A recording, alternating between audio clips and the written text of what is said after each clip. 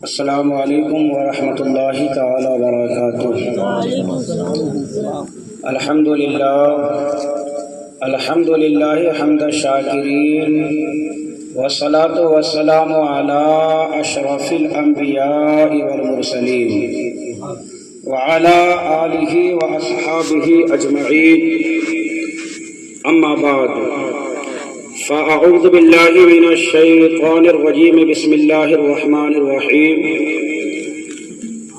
واعبدوا اللہ ولا تشرکوا بہ شیئا وبالوالدین احسانا وبذی القربى والیتامى والمساکین والجار ذی القربى والجار الجنب والصاحب بالجنب وابن السبیل۔ صدق اللہ مولانا العلی العظیم وصدق رسوله النبی الامین المتین الکریم، ونحن على ذلك لمن الشاہدین والشاکرین، والحمد للہ رب العالمین۔ قال اللہ تبارک و تعالی فی شان عظمت حبیبہ الکریم، ان اللہ وملائکتہ یصلون علی النبی یا ایہا الذین آمنوا صلوا علیہ وسلموا تسلیما۔ اللہم صل علی سیدنا شفیعنا حبیبنا وکریمنا ونبینا مولانا محمد بارک وسلم، صلوا علیہ صلاۃ و سلام علیک یا سیدی یا حبیبی یا رسول اللہ صلی اللہ تعالی علیہ وسلم۔ آج اس بابرکت اور نورانی محفل میں حقوق العباد کے تعلق سے کچھ باتیں آپ کے سامنے رکھنے کی کوشش کروں گا، اس نیت و ارادے کے ساتھ کہ ان باتوں کو سننے کے بعد ہم ان پر عمل کرنے کی بھی انشاءاللہ کوشش کریں گے، کیونکہ ہم جس دین کا ماننے والے ہیں، دین اسلام، یہ دین صرف نماز، روزہ، حج اور زکوٰۃ ہی کا نام نہیں ہے، بلکہ یہ دین جہاں ہمیں اللہ کے حقوق کی ادائیگی کی تاکید کرتا ہے، وہیں یہ دین ہمیں یہ بھی سبق دیتا ہے کہ ماں باپ کے ساتھ ہمیں بات کیسی کرنی ہے، وہیں یہ دین یہ بھی بتاتا ہے کہ اولاد کی تربیت کیسی ہونی چاہیے، یہ دین یہ بھی سبق دیتا ہے کہ بیوی کا شوہر پر، شوہر کا بیوی پر کیا حق ہوتے ہیں، وہی دین یہ بھی تعلیم دیتا ہے کہ آپ کے پڑوس میں جو شخص رہتا ہے اس کے آپ پر کیا حقوق ہیں۔ ان باتوں کا بھی جاننا ضروری ہے۔ حضور صلی اللہ علیہ وسلم کی جو بعثت ہوئی، حضور صلی اللہ علیہ وسلم اس مہینے کی 12 تاریخ کو جو تشریف لائے، تو آپ کی بعثت کا ایک مقصد یہ بھی تھا کہ انسان کو زندگی جینے کا طریقہ مل جائے، انسان کو رشتوں کے حقوق کی ادائیگی کا طریقہ معلوم ہو جائے۔ تو انشاءاللہ آج قرآن اور حدیث کی روشنی میں کچھ باتیں آپ کے سامنے رکھنے کی کوشش کروں گا۔ اللہ مجھے حق گوئی کی توفیق عطا فرمائے۔ درود پاک پڑھ لیں۔ اللہم صلی علی سیدنا شفیعنا حبیبنا وکریمنا نبینا مولانا محمد بارک وسلم، صلو علیہ صلاۃ و سلام علیک یا سیدی یا حبیبی یا رسول اللہ صلی اللہ تعالی علیہ وسلم۔ خطبے کے بعد میں نے جس آیت کریمہ کی تلاوت کا شرف حاصل کیا، میرا رب فرماتا ہے وَاعْبُدُوا اللَّهَ، اللہ کی عبادت کرو، یعنی کہ آیت کی ابتدا اللہ اپنے حق سے فرما رہا ہے، اس کے جسٹ بعد فوراً بعد فرمایا وَاعْبُدُوا اللَّهَ وَلَا تُشْرِكُوا بِهِ شَيْئًا، اس کے جسٹ بعد فرمایا وَبِالْوَالِدَيْنِ إِحْسَانًا، اور والدین کے ساتھ حسن سلوک سے پیش آؤ، والدین کے ساتھ اچھائی سے پیش آؤ۔ ایک دوسرے مقام پر اللہ فرماتا ہے وَوَصَّيْنَا الْإِنسَانَ بِوَالِدَيْهِ إِحْسَانًا، اور ہم نے انسان کو وصیت کی کہ اپنے والدین کے ساتھ بھلائی سے پیش آئے۔ ایک ہوتی ہے نصیحت اور ایک وصیت، دونوں میں فرق ہے۔ جو وصیت ہے تو اس میں تلقین مطالبہ ہوتا ہے، اور جو وصیت ہے تو اس میں تاکید مطالبہ ہوتا ہے، جو نصیحت ہے اس میں تلقین مطالبہ ہوتا ہے۔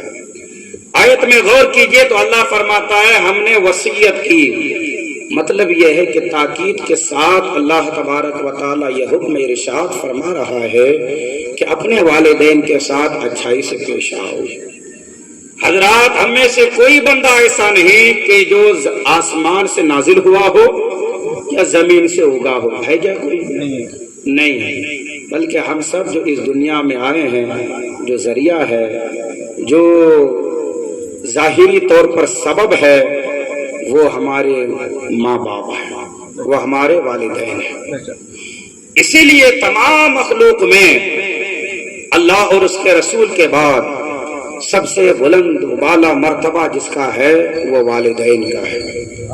اب اس کے لیے یہ بھی شرط نہیں کہ والدین متقی ہوں، والدین پرہیزگار ہوں، والدین نیک صالح ہوں، جبھی ان کا ادب و احترام کرنا ہے، نہیں، مطلقاً حکم ہے چاہے تمہارے والدین جیسی بھی ہوں تم ان کے ساتھ اچھائی سے پیش آؤ۔ کتنی اچھائی سے پیش آؤ؟ اللہ فرماتا ہے لا تقل لہما اف ولا تنہرہما، کہ تم انہیں اف تک نہ کہو۔ اللہ، یہ لفظ اف، یہ کہنے سے بھی والدین کو منع فرمایا، کہا یہ بھی نہ کہو۔ علماء ایک بڑی پیاری بات لکھتے ہیں کہ جب کسی کے والدین بڑھاپے کو پہنچ جائے نا، جب کسی کے والدین اپنی آخری عمر میں ہوتے ہیں، تو ایسے میں ان کی حالت یہ ہوتی ہے کہ بستر سے اپنے آپ اٹھنا بھی مشکل ہو جاتا ہے۔ ہوتے ہیں کسی کے والدین اتنی عمر پا جاتے ہیں، تو ہوتا کیا ہے کہ جب وہ بہت زیادہ بڑھاپے کو پہنچ جائے، بہت زیادہ کمزوری آ جائے، تو وہ پیشاب پاخانہ بستر ہی میں کر دیتے ہیں۔ ہوتا ہے کسی کے ساتھ ایسا۔ تو اگر کسی کے والدین نے بستر ہی میں پیشاب پاخانہ کر دیا تو اس کا لڑکا جو ہے، جو اپنے والدین کی خدمت کر رہا ہے، ماں ہو یا باپ کو یا ماں کو، اس حالت میں کہ جب انہوں نے پیشاب یا پاخانہ کر دیا ہے بستر پہ، اٹھاتا ہے اور ایک قسم کی بدبو سے بچنے کے لیے، ایک قسم کی اسمیل سے بچنے کے لیے اس کا لڑکا اپنی ناک میں کپڑا رکھتا ہے، رومال رکھتا ہے، کرچپ رکھتا ہے۔ علماء فرماتے ہیں کہ اس وقت اپنی ناک میں کپڑا بھی نہ رکھو۔ سمجھ رہے ہیں آپ والدین کا مقام کتنا بڑا ہے؟ حالانکہ وہ اپنے ماں باپ سے نفرت نہیں کرتا ہے، وہ تو اس گندگی سے جو ان کے جسم سے نکلا ہے اس کی اسمیل سے بچنے کے لیے ناک میں کپڑا رکھ رہا ہے، لیکن کہیں والدین کے دل میں تکلیف نہ پہنچے، کہیں والدین یہ نہ سمجھے کہ میرا بیٹا مجھ سے نفرت تو نہیں کر رہا ہے۔ حکم ہوا وہ بدبو تم برداشت کر لو لیکن ناک میں کپڑا مت رکھو۔ یہ ہے والدین کا مقام۔ ایک صحابی حضور کی بارگاہ میں حاضر ہوتے ہیں، عرض کرتے ہیں یا رسول اللہ صلی اللہ علیہ وسلم، لوگوں میں سب سے زیادہ حسن سلوک کا حقدار کون ہے؟ آقا فرماتے ہیں تیری ماں۔ کہا یا رسول اللہ پھر کون؟ فرمایا تیری ماں۔ کہا یا رسول اللہ پھر کون؟ کہا تیری ماں۔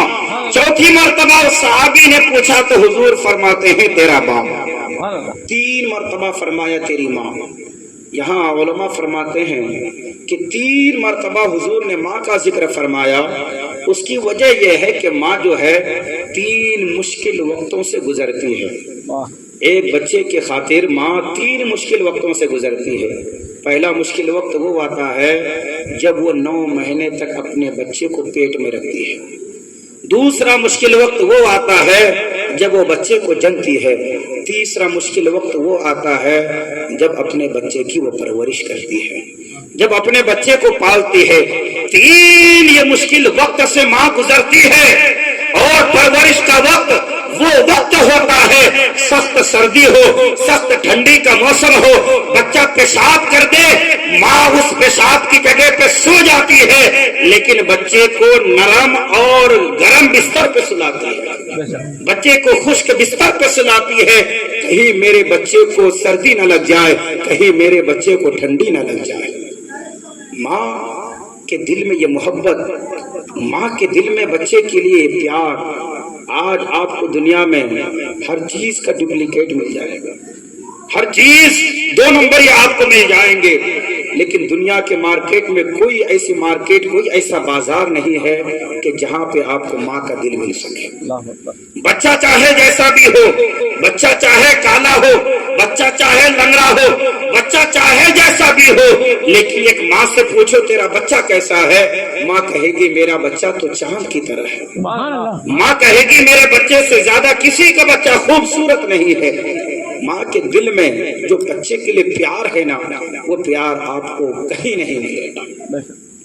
آپ تھک ہار سے مارکیٹ سے آئیں، اپنی جاب سے آئیں، جب گھر پہ آئیں گے تو آپ کی بیوی کی نظر آپ کی جیب پر ہوگی، آپ کی اولاد کی نظر آپ کے بیگ پر ہوگی، لیکن ماں پوچھے گی بیٹا کھانا بھی کھایا تھا یا نہیں کھایا تھا۔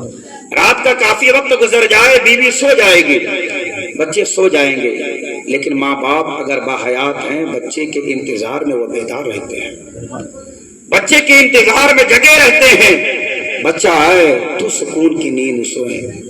تابش ایک شاعر گزرا ہے، وہ کہتا ہے ایک مدت ہوئی میری ماں نہیں سوئی ہے تابش، میں نے ایک بار کہا تھا ماں مجھے ڈر لگتا ہے، ایک بار کہا تھا مجھے ڈر لگتا ہے، تب سے میری ماں نہیں سوئی ہے، کہتی بیٹا تو سو جا میں جگی رہوں۔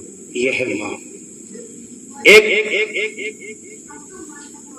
ایک صحابی ملک شام کے رہنے والے تھے، نوجوان تھے، حضور کی بارگاہ میں حاضر ہوئے، عرض کرنے لگے یا رسول اللہ صلی اللہ تعالی علیہ وسلم، آدھی زندگی میں نے ماں باپ کی خدمت میں گزاری ہے، اب اگلی جو زندگی ہے میری میں آپ کی قدموں میں گزارنا چاہتا ہوں، یا رسول اللہ آپ کے ساتھ رہنا چاہتا ہوں بقیہ زندگی۔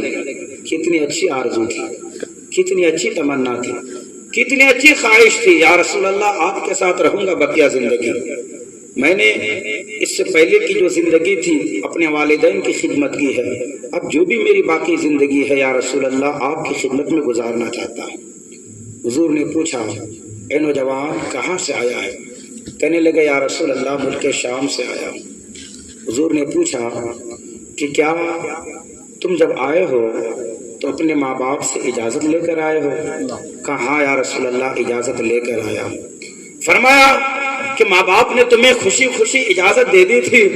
کہا ہاں یا رسول اللہ مجھے اجازت مل گئی۔ کہا جب تم آ رہے تھے رخصتی کے وقت میں اس وقت تم اپنے ماں باپ سے ملے تھے؟ کہا ہاں یا رسول اللہ اس وقت بھی ملا تھا۔ کہا یہ بتاؤ جب تم آ رہے تھے آخری ملاقات تھی اس وقت تیرے ماں اور تیرے باپ کی کیفیت کیا تھی؟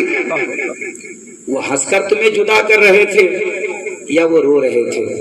وہ صحابی عرض کرنے لگے یا رسول اللہ آخری ٹائم جب میں اپنے ماں باپ سے مل رہا تھا تو چونکہ میں نے ان سے کہہ دیا تھا کہ اب میری تمہاری ملاقات نہیں ہوگی، میں ہمیشہ ہمیشہ کے لیے حضور کے قدموں میں جا رہا ہوں، ہمیشہ ہمیشہ کے لیے حضور کی نوکری کے لیے جا رہا ہوں، یا رسول اللہ ہمیشگی کی جدائی دے کر میں آ رہا تھا، یا رسول اللہ اب میں کبھی وہاں پلٹ کر نہیں جانے والا تھا، یہ جملہ میں بول کر نکل رہا تھا تو میری جدائی کو تصور میں لا کر میرے ماں باپ پھوٹ پھوٹ کر رونے لگے تھے۔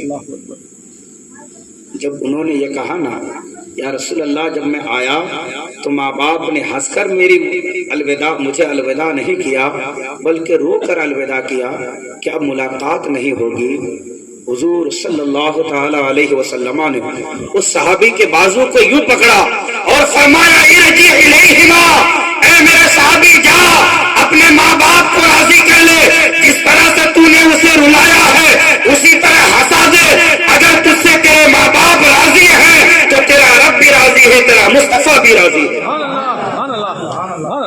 تجھے کسی جنگ میں جانے کی ضرورت نہیں، تجھے یہاں رہنے کی ضرورت نہیں، جا اپنے ماں باپ کی خدمت کر۔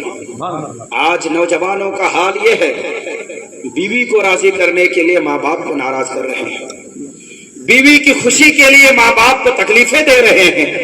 کتنی ایسی مائیں ہیں، کتنے ایسے باپ ہیں جو اولاد کی محبت کو تڑپ رہے ہیں۔ یہ بیوی کی محبت میں اسلام یہ نہیں کہتا کہ بیویوں سے محبت نہ کرو، کہتا ہے وعاشروہن بالمعروف، بیویوں کا حق دیا ہے، کہا ہن لباس لکم وانتم لباس لہن۔ اللہ قرآن پاک میں عورتوں کے حقوق کو بیان فرما رہا ہے، اللہ ان کے مقام و مرتبے کو سمجھا رہا ہے، لیکن بیوی کی محبت اپنی جگہ پر ہے۔ ماں باپ کو ناراض کر کے بیوی کو راضی کر لو گے تو سمجھو گے کہ اللہ راضی ہو جائے گا، اللہ کے حبیب راضی ہو جائیں گے، ہرگز نہیں۔ اللہ کے حبیب فرماتے ہیں اللہ کی رضا باپ کی رضا میں ہے، رضا اللہ فی رضا الوالد وسخط اللہ فی سخط الوالد، اور اللہ کی ناراضگی باپ کی ناراضگی۔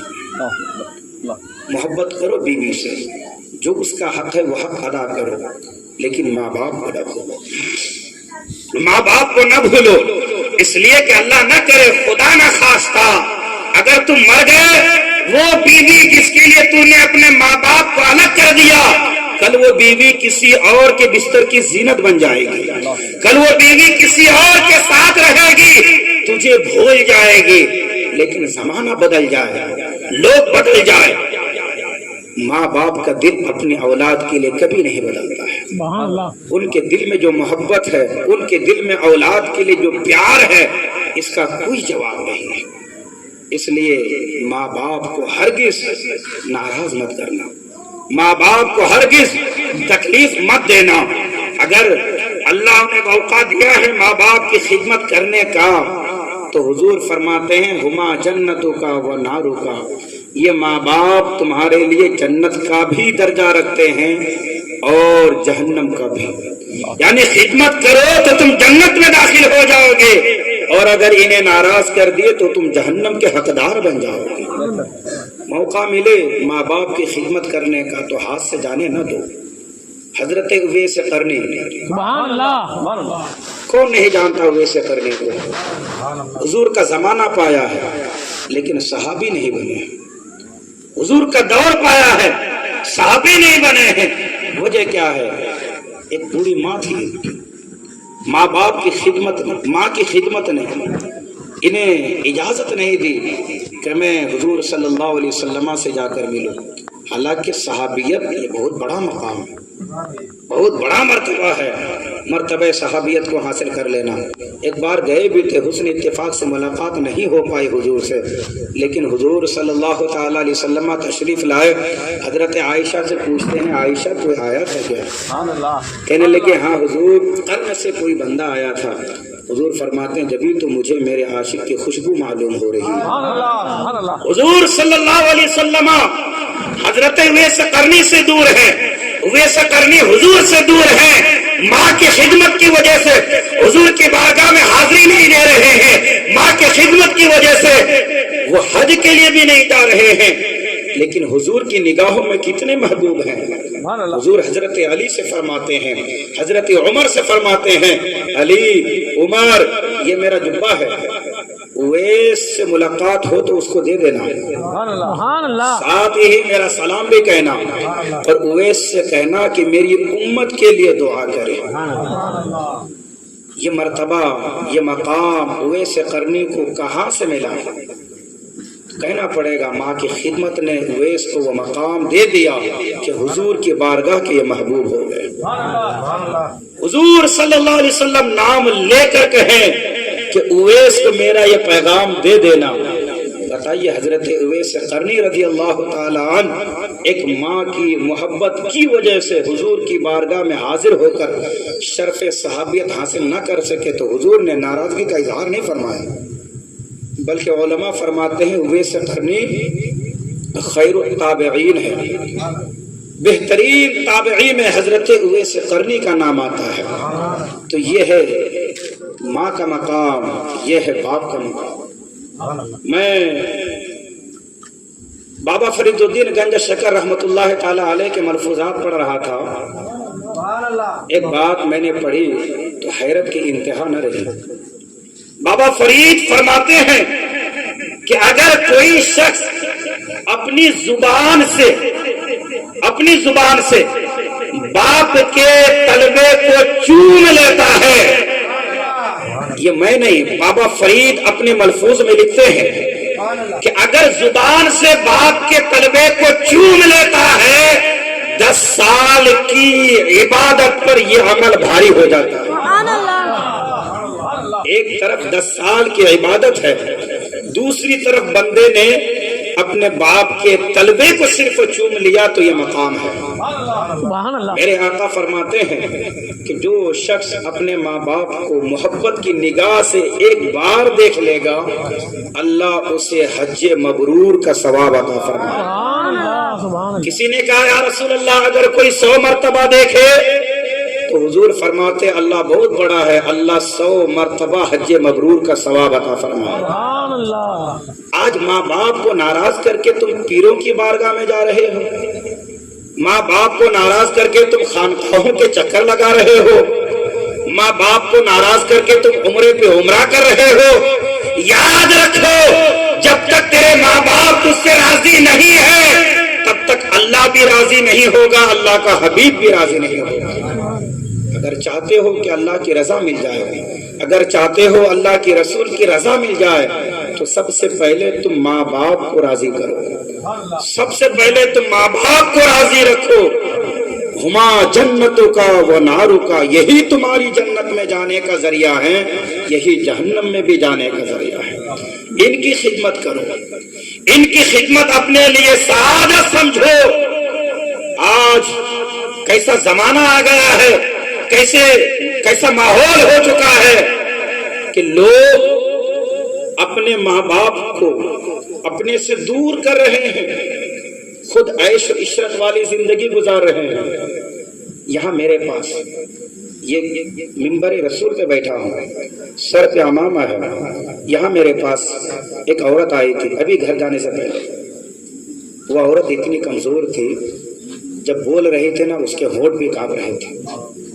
وہ عورت کہنے لگی حضرت میرے بیٹے نے 1.5 کروڑ کا مکان خریدا ہے، 1.5 کروڑ کا، لیکن میں ایک وقت کے کھانے کو ترس رہی ہوں، اللہ اکبر۔ مجھے کھانا بھی نہیں۔ یہ آپ کے شہر کی بات بتا رہا ہوں میں، ایسے ایسے لوگ ہیں۔ بتائیے، ماں ایک وقت کے کھانے کو ترس رہی ہے اور بیٹا 1.5 کروڑ کے گھر میں سو رہا ہے۔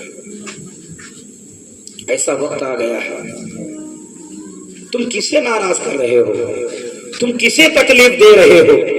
تم ماں باپ کو ناراض کر کے سوچو کہ خدا راضی ہو جائے گا، پیر کی بارگاہ میں جا کر حاضری دے کر سوچو کہ میرا پیر دعا کر دے گا میری بگڑی بن جائے گی، ہرگز نہیں ہو سکتا ہے۔ جب تک تیرے ماں باپ تجھ سے راضی نہیں ہوں گے تب تک تیرا رب بھی تجھ سے راضی نہیں ہوگا۔ سبحان اللہ۔ جب تک ماں باپ تم سے راضی نہیں ہوں گے تب تک اس رب کا حبیب بھی تجھ سے راضی نہیں ہوگا۔ لہذا اگر چاہتے ہو رب کی رضا، چاہتے ہو رب کے حبیب کی رضا، تو ماں باپ کو راضی رکھو، ان کی خدمت کرو، ان کی خدمت، جزاک اللہ، ان کی خدمت اپنے لیے فخر سمجھو کہ اللہ نے وہ موقع دیا ہے، اللہ نے وہ وقت دیا ہے کہ ماں باپ کی خدمت کر رہا ہے۔ اپنے بچپنے کو یاد کرو نا۔ آج اگر ضرورت پڑے ماں باپ کو کھلانے کی تو انسان الجھن کا شکار ہو جاتا ہے۔ آج اگر ضرورت پڑے ماں باپ کو دوا دلانے کی تو انسان پریشان ہو جاتا ہے۔ آج اگر ضرورت پڑے ماں باپ کے بستر لگانے کی تو انسان پریشان ہو جاتا ہے۔ بوڑھا باپ کھانستا ہے تو بچہ ناراض ہو جاتا ہے۔ ارے تم جب چھوٹے تھے، جب بچپنا تھا، تم بول نہیں سکتے تھے، اپنے سے کھا نہیں سکتے تھے، اپنے سے پی نہیں سکتے تھے، وہ کون تھے جو تیرے منہ میں لقمہ ڈالتے تھے؟ وہ کون تھے؟ تیری طبیعت خراب ہوتی تھی، نیند ان کی حرام ہو جاتی تھی۔ وہ کون تھے تیری خوشی کے لیے، تیری رضا کے لیے، تیری آسائش و آرام کے لیے اپنا چین سکون سب قربان کر دیتے تھے؟ وہ کون تھے؟ دن رات مزدوریاں کرتے تھے. وہ کون تھے؟ کیا صرف اپنے کھانے کے لیے کسی کا باپ اتنی محنت کرتا ہے؟ کیا صرف اپنا پیٹ بھرنے کے لیے وہ اوور نائٹ کام کرتا ہے؟ کیا صرف اپنے پیٹ بھرنے کے لیے وہ انسان اوور ٹائم ڈیوٹی کرتا ہے؟ نہیں. اس انسان کے دل میں اپنی اولاد کی محبت ہے. وہ انسان صرف اپنے لیے نہیں کر رہا ہے بلکہ وہ انسان اپنی اولاد کے لیے بھی کما رہا ہے. وہ انسان اپنی اولاد کے مستقبل کے لیے، اپنی اولاد کی فیوچر کے لیے دن رات ایک کر رہا ہے تاکہ میرا بچہ خوشحال زندگی گزارے. آج اس باپ کی محنت سے، آج اس باپ کی کمائی سے، آج اس باپ کی پرورش سے تو بڑا آدمی بن گیا، اچھی نوکری مل گئی، اچھا کمانے لگا، اچھا اوڑھنے لگا، اچھا پہننے لگا، اچھا کھانے لگا، تو باپ کو بھول گیا. تجھے باپ یاد نہیں آیا. آج تو صرف بیوی کو لے کر خوش ہے. اس باپ کو بھول گیا جو باپ تیرے لیے رات رات بھر جگا ہے. وہ ماں جو تیرے لیے تیری طبیعت خراب ہو رات رات بھر بے چین رہی ہے. اس ماں کو ناراض کر کے، اس باپ کو ناراض کر کے میں پھر سے عرض کر رہا ہوں، ہرگز اللہ کو راضی نہیں کر سکتے. ہر بندہ چاہتا ہے کہ میرا رب راضی ہو جائے، ہر بندہ چاہتا ہے کہ مجھے جنت نصیب ہو جائے. لیکن سنو، میں نہیں کہتا، اس نبی کی بات کہہ رہا ہوں جس نبی کی شان یہ ہے کہ وہ زبان جس کو سب کن کی کنجی کہے، سبحان اللہ، وہ زبان جس کو سب کن کی کنجی کہے، اس کی نافذ حکومت پہ لاکھوں سلام. سبحان اللہ. وہ نبی کہتے ہیں 3 شخص ایسے ہیں لا يدخل الجنت ولا ينظر اللہ الیہم. وہ 3 کم نصیب لوگ کہ جنت میں داخل نہیں کیے جائیں گے. یہی نہیں بلکہ اللہ کے حبیب فرماتے ہیں اللہ ان پر نظر رحمت بھی نہیں فرمائے گا. وہ کون ہے؟ ان میں سے ایک فرمایا العاق لوالدیہ، جو اپنے ماں باپ کو ناراض رکھتا ہے، جو اپنے ماں باپ کو ستاتا ہے، جو اپنے ماں باپ کو تکلیف دیتا ہے. فرمایا کہ یہ شخص وہ کم نصیب ہے، جنت میں جانا تو دور کی بات، جنت کی خوشبو بھی نہیں سونگھ پائے گا، بلکہ اللہ اس پر نظر رحمت بھی نہیں فرمائے گا. تو سوچو قیامت کے دن پھر تم کہاں جاؤ گے، کیا کرو گے؟ چاہتے ہو اللہ راضی ہو جائے، چاہتے ہو جنت ٹھکانہ بن جائے، تو ماں کی خدمت کرو، باپ کی خدمت کرو. یہی جنت بھی ہے، یہی جہنم بھی ہے. درود پاک پر اللہم صلی اللہ سیدنا شفیعنا حبیبنا کریمنا نبینا مولانا محمد بارک وسلم صلو علیہ صلاۃ و سلام علیک یا رسول اللہ صلی اللہ علیہ وسلم. وبالوالدین احسانا. اس کے بعد اللہ فرماتا ہے وبذی القربیٰ، اور قریبی رشتہ داروں کا حق ادا کرو. جو رشتہ دار ہیں ان کا حق ادا کرو. یہ ایک مسلمان کا دوسرے مسلمان پر حق ہے. حضور فرماتے ہیں سل من قطعک واعط من حرمک. فرمایا اسے بھی عطا کرو جو تجھے محروم رکھے، اور فرمایا اس سے بھی رشتہ جوڑے رکھو جو رشتہ توڑنے کی کوشش کر رہا ہے. رشتے کو نبھاؤ. رشتہ داری یہ صرف دنیا نہیں ہے، دنیا داری نہیں ہے، بلکہ رشتہ نبھانا یہ ایک عبادت بھی ہے. سبحان اللہ. رشتہ نبھانا یہ ثواب کا بھی کام ہے. ایک مرتبہ حضور صلی اللہ علیہ وسلم صحابہ کرام کی محفل میں فرما رہے ہیں کہ تم میں سے جو بھی رشتہ داری کو نہیں نبھاتا ہے وہ کھڑا ہو جائے اور میری مجلس سے باہر چلا جائے. رحمت للعالمین نبی اپنی مجلس سے ایسے شخص کو ہٹا رہے ہیں، ایسے شخص کو نکال رہے ہیں جو رشتہ داری کو ختم کرتا ہے. آج ہمارا حال کیا ہے؟ تھوڑی سی بات ہوئی، بات بگڑی، فوراً ایسے ایسے الفاظ زبان سے نکالتے ہیں کہ جو نہیں نکالنا چاہیے. اللہ کی پناہ. کہتے ہیں تیرا میرا رشتہ ختم، تو میرے گھر نہیں آئے گا، میں تیرے گھر نہیں آؤں گا. تو مرے گا میں تیرے جنازے میں نہیں آؤں گا، میں مر گیا تو میرے جنازے میں مت آنا۔ اپنے بچوں کو کہہ دیتے ہیں بیٹا تیرے چچا سے میری بنتی نہیں ہے، میں مر جاؤں نا میرے جنازے میں آنے میں دینا۔ اس طرح کی باتیں ہیں معاشرے میں، ایسا ہو رہا ہے۔ جب حضور نے یہ اعلان فرمایا تھا، ایک صحابی کھڑے ہوتے ہیں اور مجلس نبوی سے باہر نکلتے ہیں، فوراً اپنی خالہ کے یہاں پہنچتے ہیں اور کہتے ہیں اے میری خالہ مجھے معاف کر دو۔ خالہ کہتی کیا ہوا؟ کہنے لگے کہ میں نے رشتہ توڑ دیا تھا، حضور فرماتے ہیں جو رشتہ توڑے تو وہ شخص جنت میں نہیں جائے گا۔ حضور فرماتے ہیں جو رشتہ توڑے وہ میری مجلس میں نہ آئے۔ خالہ مجھے معاف کر دو۔ حضور نے کیا سبق دیا اپنے امت کو؟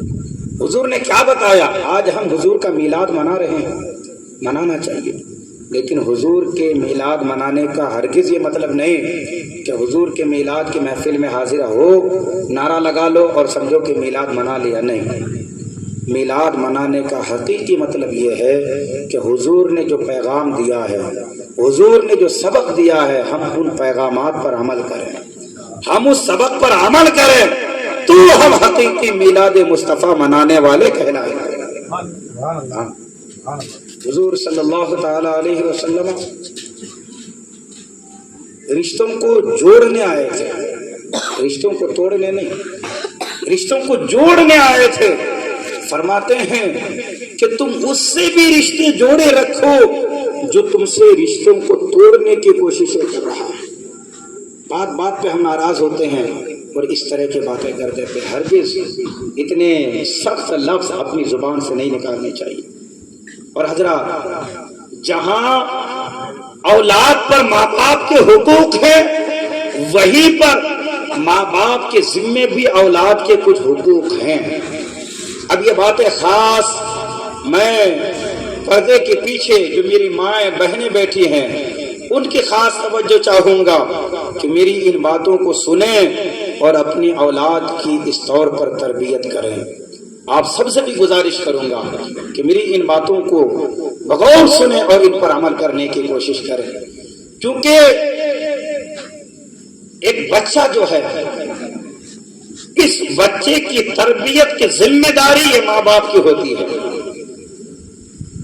اور جب بچہ ابھی اس کا بچپنا ہوتا ہے اسی وقت آپ جیسی کوشش کریں گے، اسی وقت آپ اس بچے کے پیچھے جیسی محنت کریں گے وہ بچہ آگے چل کر ویسا ہی بنے گا۔ یہ جھاڑ ہے، یہ جھاڑ اب بڑا ہو گیا ہے۔ اب آپ اسے چاہیں کہ کسی ایک طرف جھکا دیں تو کیا جھکے گا؟ یہ نہیں جھکے گا۔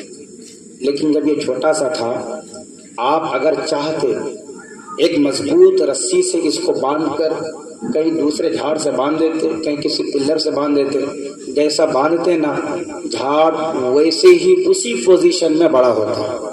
اگر آپ ایسے باندھتے نا ایسے ہی بڑا ہوتا، سیدھا باندھیں گے تو سیدھا ہی وہ جھاڑ بڑا ہوتا۔ کیا سمجھے کہ بچپنے میں آپ جیسا چاہیں گے بڑا ہو کر وہ ویسا ہی ہوگا۔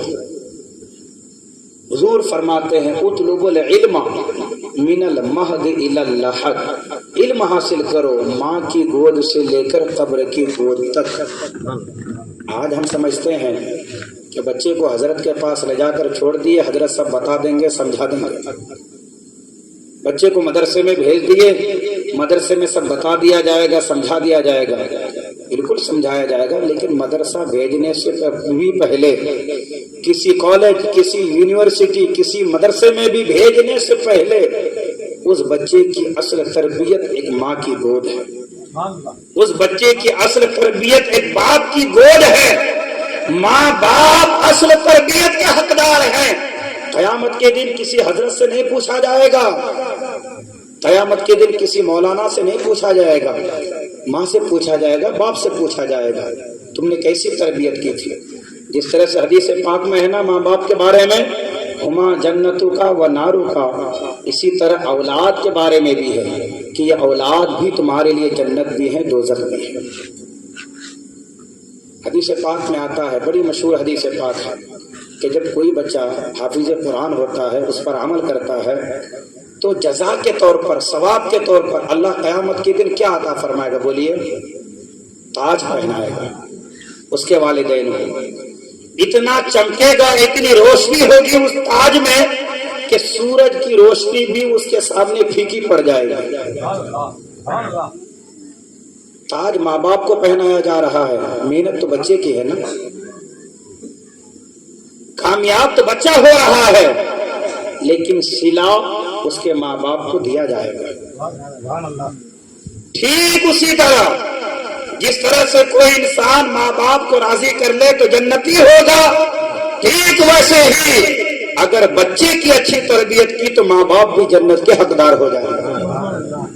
اور اگر بچے کی اچھے سے تربیت نہیں ہوئی، میرے امام فتاوی رضیہ شریف میں لکھتے ہیں کہ کتنے ایسے لوگ ہیں کہ ان کے والدین قبر میں چلے گئے لیکن اب بھی وہ اپنے والدین کو ستا رہے ہیں۔ اعلیٰ حضرت کو ماننے والے ہیں نا، اعلیٰ حضرت کے نام کا نعرہ لگاتے ہیں نا، اعلیٰ حضرت کی تعلیمات پر عمل کرنے کا ہم دعویٰ کرتے ہیں نا۔ سنو، اعلیٰ حضرت فرماتے ہیں کتنے ایسے لوگ ہیں کہ ماں باپ قبروں میں ہیں پھر بھی اس کے بچے ان کو ستا رہے ہیں۔ پوچھا اعلیٰ حضرت سے کہ حضور یہ کیسی بات ہے؟ کہا ہاں یہ ہے کہ ماں باپ تو چلے گئے اس دنیا سے لیکن بچے ایسے ایسے کام کرتے ہیں، ایسی ایسی حرکتیں کرتے ہیں کہ لوگ اس بچے کے ساتھ جہاں اس بچے کو برا کہتے ہیں ساتھ میں اس کے ماں باپ کو بھی برا کہتے ہیں۔ کیا ایسا نہیں ہوتا ہے کہ کسی نے اگر چوری کی، کسی نے اگر زنا کیا معاذ اللہ، کسی نے کوئی بہت بڑا کان کر دیا، کسی کو قتل کر دیا، نیوز والے جو بتاتے ہیں یا پیپر میں جو آتا ہے تو صرف اسی کا نام آتا ہے یا ساتھ میں باپ کا بھی نام آتا ہے؟ باپ کا بھی نام آتا ہے۔ باپ اس دنیا میں ہے یا نہیں لیکن اس کا نام لیا جائے گا۔ تو اگر بچے کی تربیت اچھی کی، بچہ اگر نیک بنا تو ماں باپ قبر میں بھی ہے تو بچے کی وجہ سے ماں باپ کو خوشی ملتی ہے، اس کی روح خوش ہوتی ہے، فلاں بن فلاں نے یہ اچھا کام کیا۔ باپ قبر میں ہے لیکن روح خوش ہو رہی ہے کہ میں نے جو اولاد چھوڑی تھی وہ نیک کام کر رہا ہے، میرا نام ہو رہا ہے دنیا میں۔ لیکن خدا نہ کرے بچہ اگر نافرمان ہو گیا، بچہ اگر گناہگار نکل گیا تو کہا جائے گا فلاں بن فلاں نے یہ غلط کام کیا ہے۔ وہ تو قبر میں لیٹا ہے لیکن پھر بھی وہاں قبر میں لیٹ کر بھی اپنے بچے کے کرتوتوں کو وہ دیکھتا ہے اور وہ تکلیف محسوس کرتا ہے۔ اولاد کی اچھی تربیت کرنا یہ ماں باپ کی ذمہ داری ہے۔ اولاد کو علم دین سکھاؤ، اپنے اولاد کے دلوں میں حضور کی محبت پیدا کرو، اور اولاد کے سامنے ہرگز جھوٹ نہ بولو۔ آپ چاہتے ہیں نا کہ میرا بیٹا جھوٹ نہ بولے، آپ چاہتی ہو میری بچی جھوٹ نہ بولے، تو آپ کو چاہیے کہ آپ خود جھوٹ نہ بولو۔ لیکن آج حال کیا ہے؟ آپ خود گھر میں موجود ہیں، فون آتا ہے، اٹھا کر بچے کو دیتے ہیں، کہتے ہیں بیٹا بول دو ابا نہیں ہے گھر میں۔ آپ خود ہی سکھا رہے جھوٹ بولنا، اور پھر بعد میں سوچو کہ بچہ جھوٹ نہ بولے۔ اب آگے چل کے بچہ کیا سیکھے گا؟ بولیے۔ آپ نے تربیت ہی ایسی کی کہ جب بچہ سیکھنے والا تھا، جب اس کا ذہن کچھ سیکھنے کے لیے تیار تھا، اس وقت آپ نے خود اس کو جھوٹ بولنا سکھا دیا۔ اور میری ماؤں بہنوں سے گزارش کروں گا کہ ہرگز اپنی اولاد کو جھوٹی کہانیاں، جھوٹے قصے مت سناؤ۔ ان کو سناؤ تو حضور کی باتیں سناؤ، سبحان اللہ، ان کو سناؤ صحابہ کا عشق سناؤ، ان کو سناؤ اسلام کی تعلیمات سناؤ، تاکہ یہ بچے جب بڑے ہو جائیں تو ان کے دل میں اسلام کی، حضور کی محبت پیدا ہو۔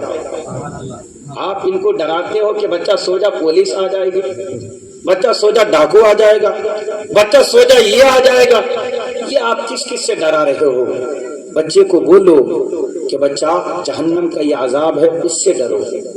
بچے کو اچھے کام کرنے کے لیے بولو اور کہو یہ کرو گے تو تمہیں جنت ملے گی، جنت میں یہ نعمتیں ہوں گی۔ اس طرح کی تربیت کرو اولاد کی۔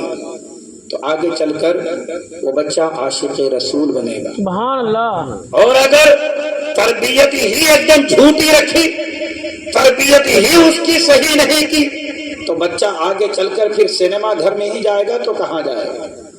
اور آپ سے بھی گزارش کروں گا کہ مسجد آئیں، بچہ سمجھدار ہے، اس کی انگلی پکڑ کر آپ اسے مسجد کی طرف لے کر آئیں، تاکہ جب وہ بڑا ہوگا نا تو اس کے قدم سینما گھر کی طرف نہیں بلکہ مسجد کی طرف اٹھے، سبحان اللہ. وہ مسجد کی طرف آئے، اس کی ایک ہیبٹ بنی رہے گی، اس کی ایک عادت بنی رہے گی. لیکن اگر آپ خود ہی نہیں آئیں گے نماز کو تو بتائیے اولاد کہاں سے آئے گی. آپ خود ہی دین کی طرف توجہ نہیں کریں گے تو اولاد کہاں سے دین کی طرف توجہ کرے گی. آپ خود پہلے اپنے اندر دین پر عمل کرنے کی کوشش کرو. میری ماں میری بہنوں، اولاد کی تربیت یہ آپ کی ذمہ داری ہے. اللہ فرماتا ہے یا ایھا الذین آمنوا قوا انفسکم واہلیکم نارا، اے ایمان والو خود بھی اپنے آپ کو جہنم سے بچاؤ اور اپنے گھر والوں کو بھی جہنم سے بچاؤ. یہ مت سمجھو کہ صرف میں ایک سدھر گیا، میں کامیاب ہو گیا تو کافی ہو گیا. نہیں، ہر شخص کی ذمہ داری ہے کہ اپنے گھر والوں پر نظر رکھے، دیکھے کہ ان کا اٹھنا بیٹھنا کن کے ساتھ ہو رہا ہے، ان کے اندر عادتیں کیسی ہیں. اگر عادتیں اچھی ہیں تو سبحان اللہ، اور اگر عادتیں بگڑی ہوئی ہیں، ان کا اٹھنا بیٹھنا برے لوگوں کے ساتھ ہو رہا ہے تو ان کی اصلاح کرو. فرمایا کلکم راع وکلکم مسئول عن رعیتہ، تم میں سے ہر شخص سردار ہے، ہر شخص سے قیامت کے دن پوچھا جائے گا. آج اولاد کی تربیت نہیں ہو پا رہی ہے، آج اولاد کے دلوں میں حضور کی محبت پیدا نہیں ہو رہی ہے. اس کی وجہ یہ ہے کہ آج جب ہماری مائیں ہماری بہنیں حمل سے ہوتی ہے تو ان کا وقت گزرتا ہے سیریلوں میں، ان کا وقت گزرتا ہے ٹی ویوں میں. کسی گھر میں اگر کوئی بوڑھا بزرگ ہو اور دین کی محبت ہو، وہ کہے بہو بیٹی اذان ہو رہی ہے بند کر دو، اس کی بہو یا اس کی بیٹی جو بھی ہے وہ اس بوڑھے کا لحاظ کرتے ہوئے ٹی وی بند نہیں کرتے، ویلیوم کم کر دیتی ہے، آواز کم کر دیتی ہے تاکہ کوئی سین نکل نہ جائے. اللہ اکبر. دین سے اتنی دوری ہو گئی ہے، دین سے اتنی بے رغبتی ہو گئی ہے، سیریلوں سے ٹی ویوں سے اتنی محبت ہو گئی ہے، اذان کے وقت بھی ٹی وی بند نہیں. اس حال میں جب تم ٹی وی دیکھو گی، سیریل دیکھو گی، سنیما دیکھو گی تو بچہ پیدا ہوگا تو کیسا بچہ پیدا ہوگا. اعلیٰ حضرت نے اولاد کے جہاں بہت سے حقوق لکھے ہیں ان میں سے ایک یہ بھی فرمایا ہے کہ جب حمل ٹھہر جائے تو اس وقت شوہر کے لیے حکم ہے کہ وہ اونچی آواز میں اپنی بیوی سے بات بھی نہ کرے.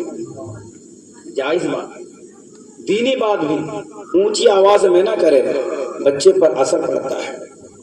اچھا یہ بات بتائیے کہ ماں نے، وہ ماں جو پریگنینٹ ہے جو حاملہ ہے، اس نے اگر زہر پی لیا تو بتائیے اس زہر کے پینے سے صرف ماں مرے گی یا پیٹ میں جو بچہ ہے وہ بچہ بھی مرے گا؟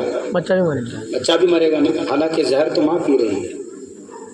تو پتہ چلا کہ ماں جو کام کر رہی ہے نا اس کا اثر بچے پر بھی پڑ رہا ہے.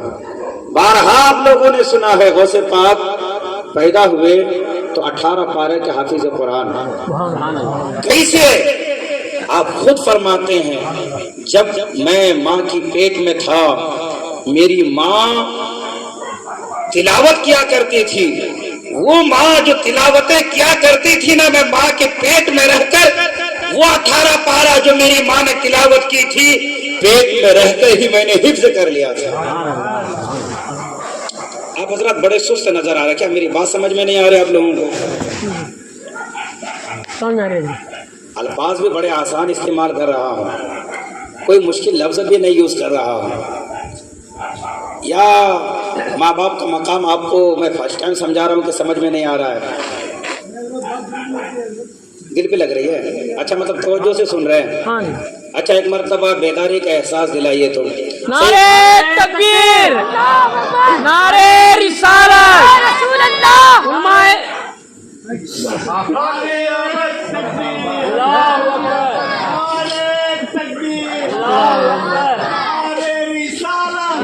رسول اللہ نعرے رسالت یا رسول اللہ جشن عید میلاد النبی زندہ باد جشن عید میلاد النبی زندہ باد عشق و محبت عشق و محبت عشق و محبت عشق و محبت بستی بستی کریا کریا تاج الشریعہ تاج الشریعہ بستی بستی کریا کریا تاج الشریعہ تاج الشریعہ حضرات باتیں کچھ کڑوی ہے لیکن حقیقت ہے. پہلے اگر ماں کسی کو 2 گھنٹے ٹائم دیتی تھی نا اپنی اولاد کو، اپنی اولاد کی تربیت کے لیے خاص، اگر 2 گھنٹے ٹائم دیتی تھی، جب سے یہ ٹی وی آیا ہے نا وہ 1 گھنٹہ ہو گیا، 1 گھنٹہ ختم ہو گیا. پھر جب موبائل آ گیا نا تو اس 1 گھنٹے سے بھی وہ آدھا گھنٹہ ختم ہو گیا، اب آدھا گھنٹہ بچا. اس کے بعد جب سے یہ جیو نے ان لمیٹڈ کر دیا ہے نا، جب سے وہ آدھا گھنٹہ بھی ختم ہو گیا. بے شک بے شک کوئی شک نہیں ہے اس میں، یہ حق ہے. اب مائیں بچے کو دودھ بھی پلا رہی ہے، ہاتھ میں فون ہے. مائیں بچے کو تیار بھی کر رہی ہے، ہاتھ میں فون ہے. اب بچے کے لیے وقت ہی نہیں ہے. اولاد کی تربیت کیسے ہوگی؟ ماں باپ کی ذمہ داری ہے اولاد کی صحیح تربیت کرنا. آپ کا وقت چاہتے ہیں آپ کی اولاد، آپ جب اسے وقت نہیں دیں گے، آپ جب اسے اگنور کریں گے تو پھر ہوگا یہ کہ وہ آوارہ لڑکوں کے ساتھ گھومے گا. جب بڑا ہوگا وہ اسی حساب سے دوست بنا لے گا آپ نے، کیونکہ آپ نے تو وقت دیا نہیں، آپ نے اسے سمجھایا نہیں، آپ نے اسے کچھ بتایا نہیں، تو ہوگا کیا؟ اگر دوست اچھے مل گئے تو سبحان اللہ، اور اگر دوست خدا نخواستہ برے مل گئے تو پھر سمجھیے آپ کو جیتے جی وہ مار دے گا.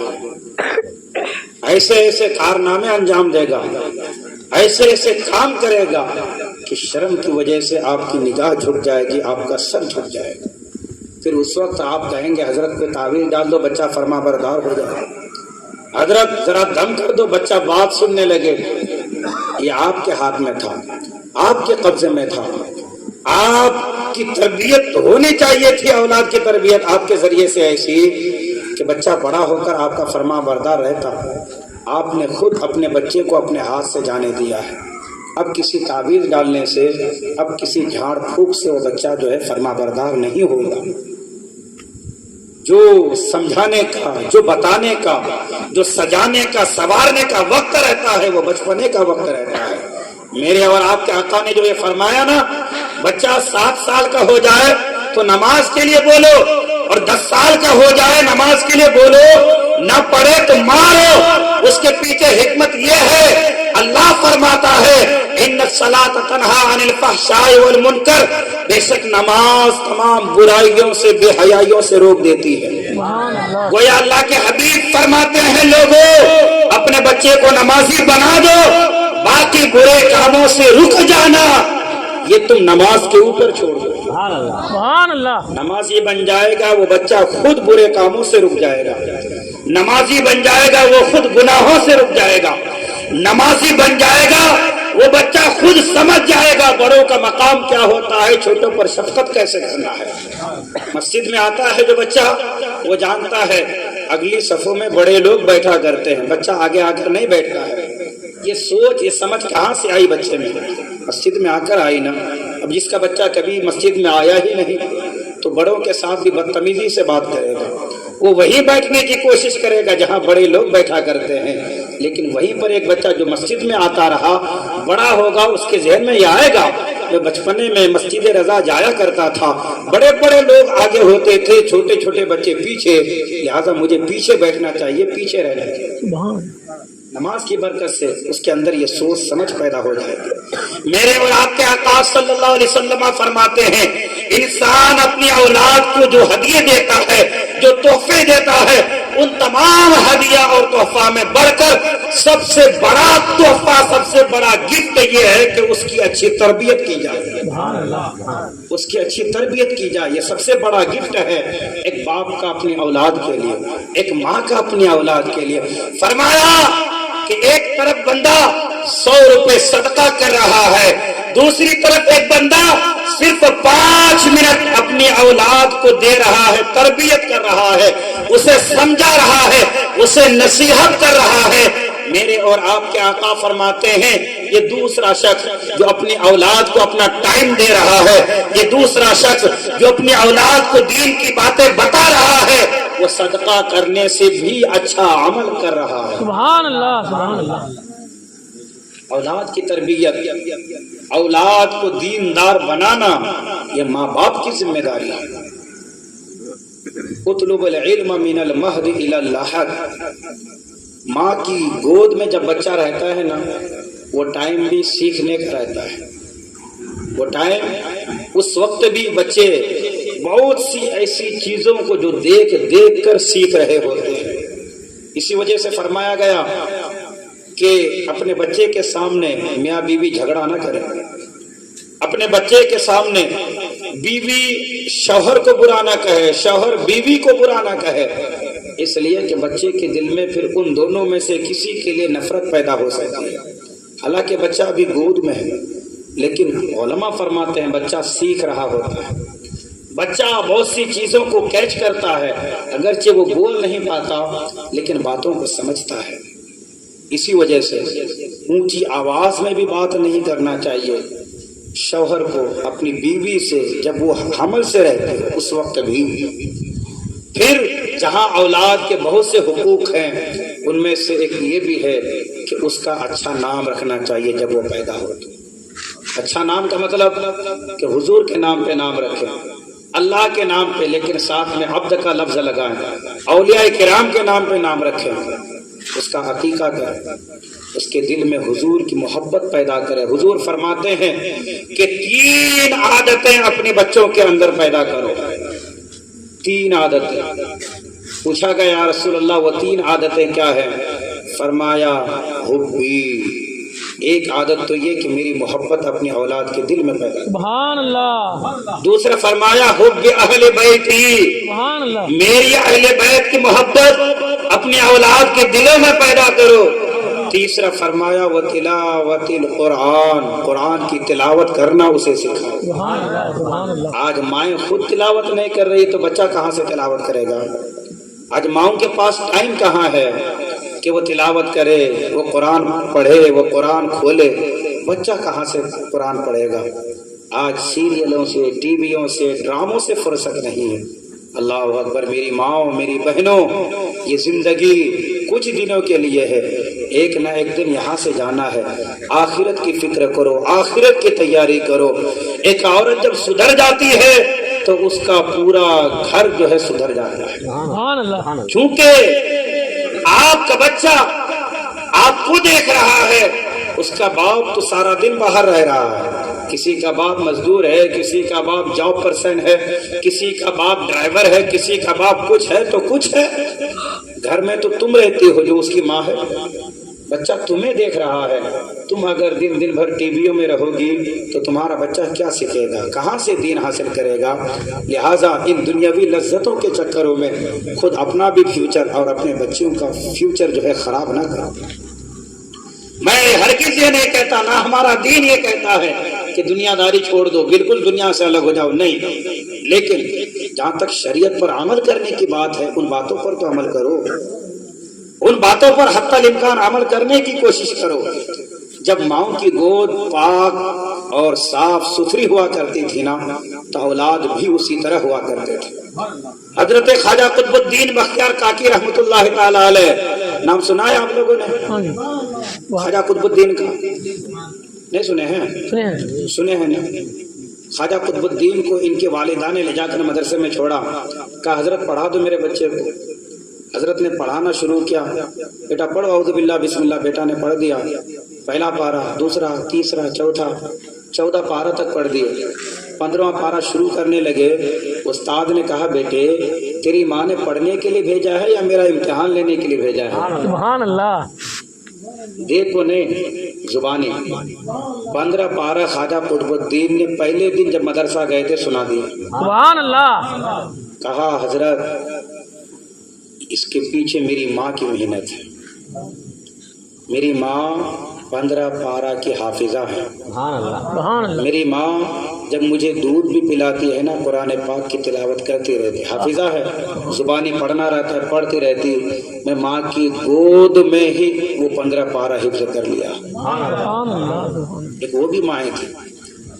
حضرت بابا فرید الدین گنج شکر, آپ کو گنج شکر کیوں کہا جاتا ہے؟ دیکھو اولاد کی تربیت کیسی ہوتی ہے. بابا فرید الدین گنج شکر چھوٹے سے ہیں, چھوٹی سی عمر ہے. ماں نے دیکھا میرے بیٹے کو شکر سے بہت محبت ہے. ماں نے کہا بیٹے نماز پڑھا کرو. بیٹے نے کہا بابا فرید الدین نے, ماں نماز پڑھنے سے کیا ملتا ہے؟ ماں نے کہا بیٹے نماز پڑھنے سے شکر ملتا ہے, شکر چینی. حضرت بابا فرید الدین مصلی بچھاتے, ماں مصلی کے نیچے شکر رکھ دیا کرتے. نماز سے فارغ ہوتے جا نماز اٹھاتے نیچے شکر موجود. ہر نماز میں ماں ایسی ہی کرتی تھی. اب بابا فرید الدین گنج شکر رحمت اللہ تعالی علیہ جب بھی نماز پڑھتے جا نماز اٹھاتے نیچے سے شکر نکل آتا. ایک دن ماں کسی کام سے باہر گئی ہوئی تھی, آنے میں لیٹ ہو رہا تھا.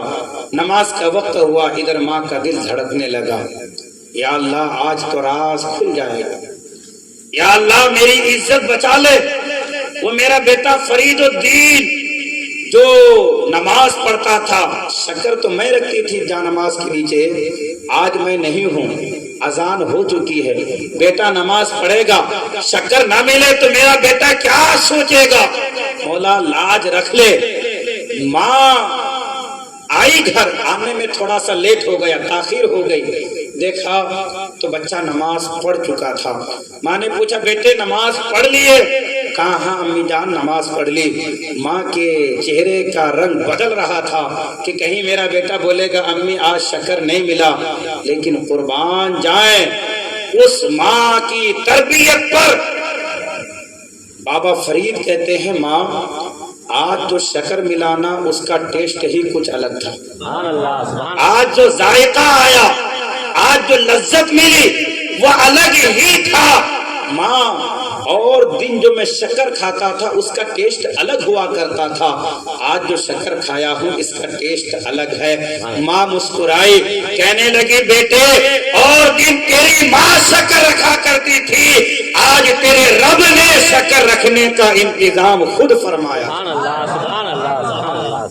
مائیں جب محنت کرتی ہے نا اولاد کے پیچھے, اللہ فرماتا ہے والذین جاہدوا فینا لنہدینہم سبلنا, وہ لوگ جو کوششیں کرتے ہیں پھر ہم انہیں راستہ بھی دکھلا دیتے ہیں. آپ کوشش تو کرو, اللہ خود راستہ دکھلا دے گا. آپ محنت تو کرو, اللہ خود سبب پیدا فرما دے گا. مائیں محنت ہی نہیں کرتی ہے, مائیں کوشش ہی نہیں کرتی ہے, تو پھر کہاں سے آج وہ بچے پیدا ہوں گے, کہاں سے آج اس طرح کے فرما بردار پیدا ہوں گے. میں یہ نہیں کہتا کہ آج کی مائیں اگر اسی طرح قرآن پاک کی تلاوت کرے تو آج ولیوں کا سردار کوئی دوسرا غوث پاک پیدا ہو سکتا ہے, یہ میں ہرگز نہیں کہتا. لیکن اتنا ضرور کہوں گا کہ آج بھی ماں اگر اس طرح سے محنت کرے, ولیوں کا سردار نہیں ولیوں کا غلام, ولیوں کے سردار کا غلام تو ضرور پیدا ہو سکتا ہے, ایک عاشق رسول ضرور پیدا ہو سکتا ہے. شرط ہے کہ مائیں محنت تو کریں, مائیں اپنی ذمہ داری کو سمجھیں کہ ہم کس کی امت میں ہیں, ہمارا دین کیا ہمیں سکھاتا ہے, ہمارا دین اولاد کے بارے میں ہمیں کیا سبق دیتا ہے. ان باتوں کو سیکھیں, ان پر عمل کریں, اولاد کی اس طرح سے تربیت کریں, تو پھر اولاد نمازی بھی ہوگی, اولاد پھر نیک بھی ہوں گے. درود پاک پڑھیں. اللہم صلی علی سیدنا شفیعنا حبیبنا و کریمنا نبینا مولانا محمد بارک وسلم صلو علیہ صلاۃ و سلام علیک یا سیدی یا حبیبی یا رسول اللہ صلی اللہ علیہ وسلم. بہت بڑا نام ہے حضرت امام مالک کا. سنے ہیں نا امام مالک کا نام؟ امام مالک کے استاد ہیں حضرت ربیعہ بن فروغ. جزاک اللہ. حضرت ربیعہ بن فروغ امام مالک کے بھی استاد ہیں. میں بتا رہا ہوں کہ ماں کی تربیت یہ کتنی اہمیت رکھتی ہے.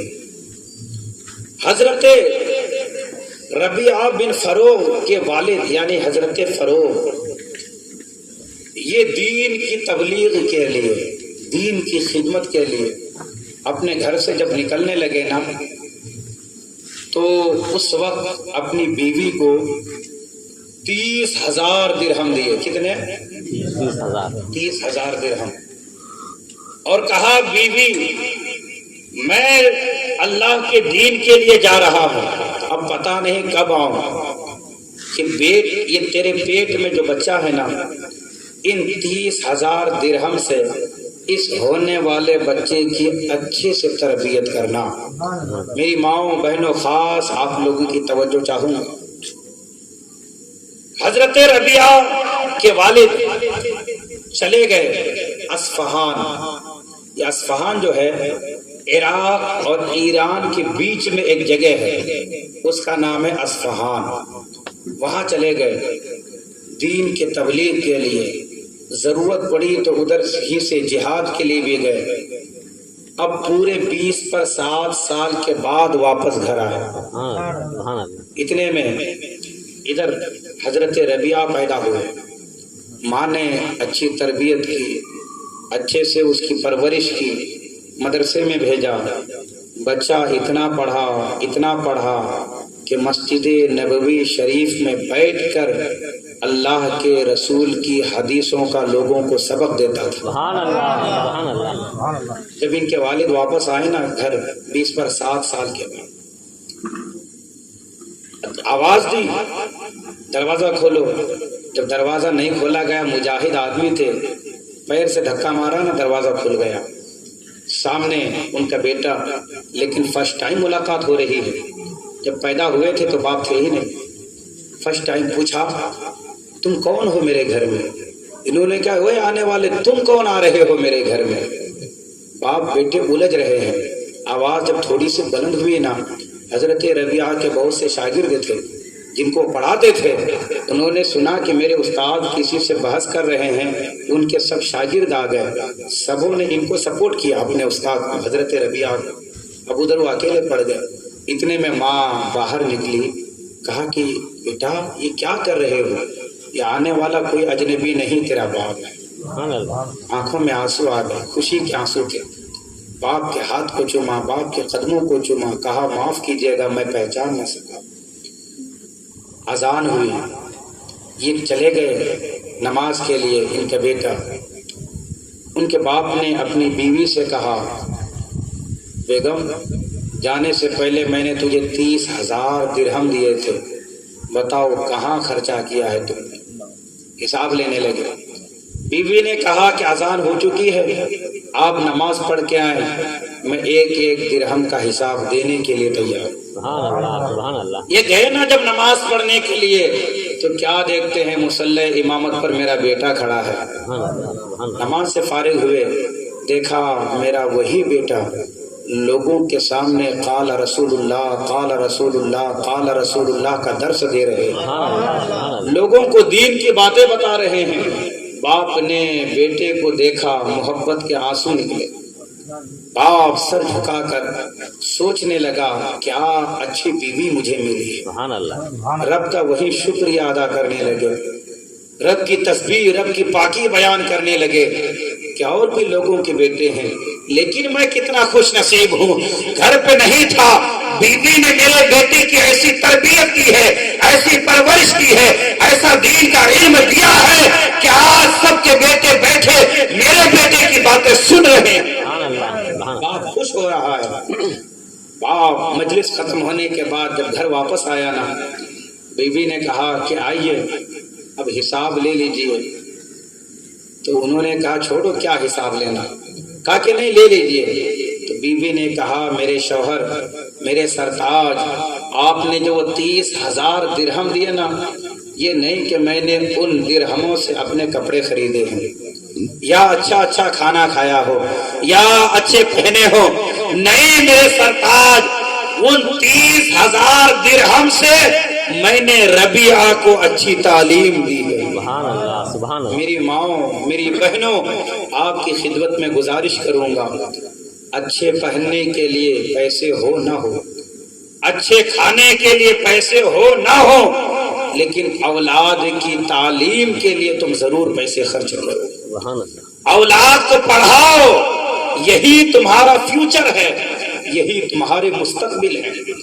کل جب تم اس دنیا میں نہیں رہو گی، اگر نیک اولاد چھوڑ کر گئی ہو، کسی اور جگہ اولاد دعا مانگے یا نہ مانگے، لیکن نماز کے لیے جب تیری اولاد مسجد میں پہنچے گی یا گھر میں کسی کونے میں اولاد نماز پڑھ رہی ہو، جب وہ پڑھے گی نا اتحیات میں بیٹھ کر رب اغفر اللہم اغفر لی ولوالدی ولمن تولدا، تو یاد رکھو اولاد تو تمہاری نماز پڑھ رہی ہوگی، لیکن دوسری طرف اللہ تمہاری اولاد کی اس دعا کی برکت سے تمہارے گناہوں کو معاف فرما رہا ہوگا۔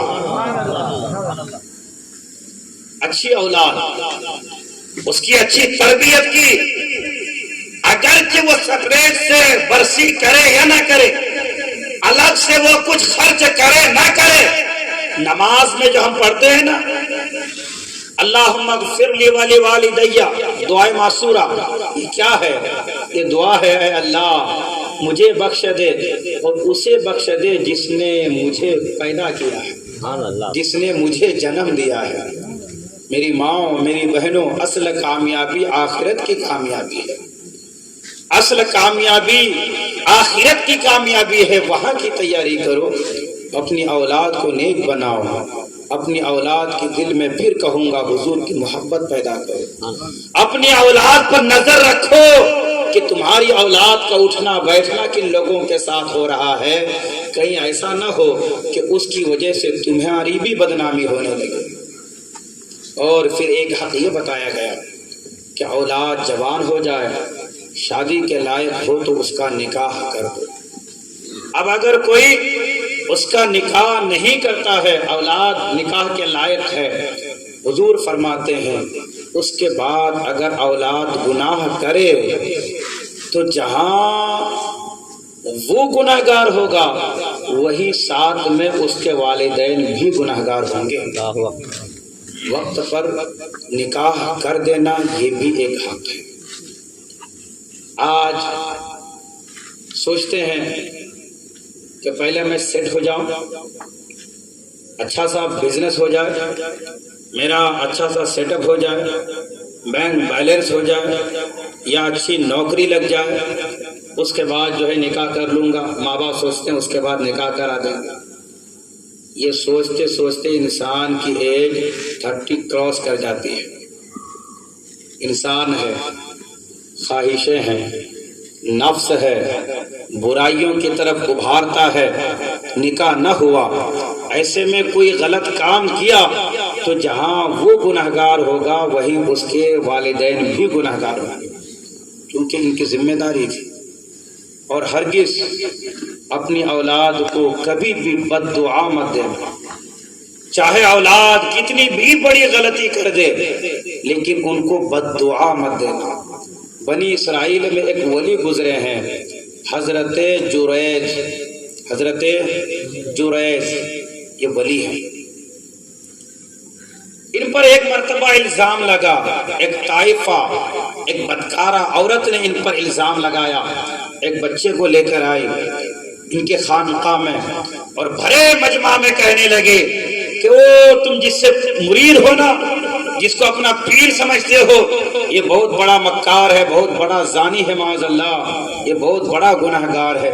لوگوں نے کہا ہے عورت کیسی باتیں کر رہی ہو؟ کہا کہ یہ جو میری گود میں بچہ ہے نا، اس بچے کا باپ یہی ہے جو پیر بنا پھرتا ہے۔ اللہ اکبر، اتنا بڑا الزام لگا ان کے اوپر۔ حضرت جریج پریشان ہو گئے، کہا صفائی دینے لگے کہ نہیں میں نے ایسا ہرگز کچھ نہیں کیا.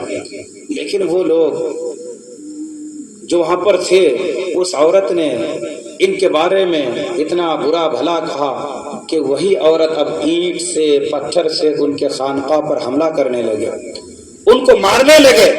یہ صفائی دیتے رہے لیکن لوگ سننے کو تیار نہیں, لوگ ماننے کو تیار نہیں.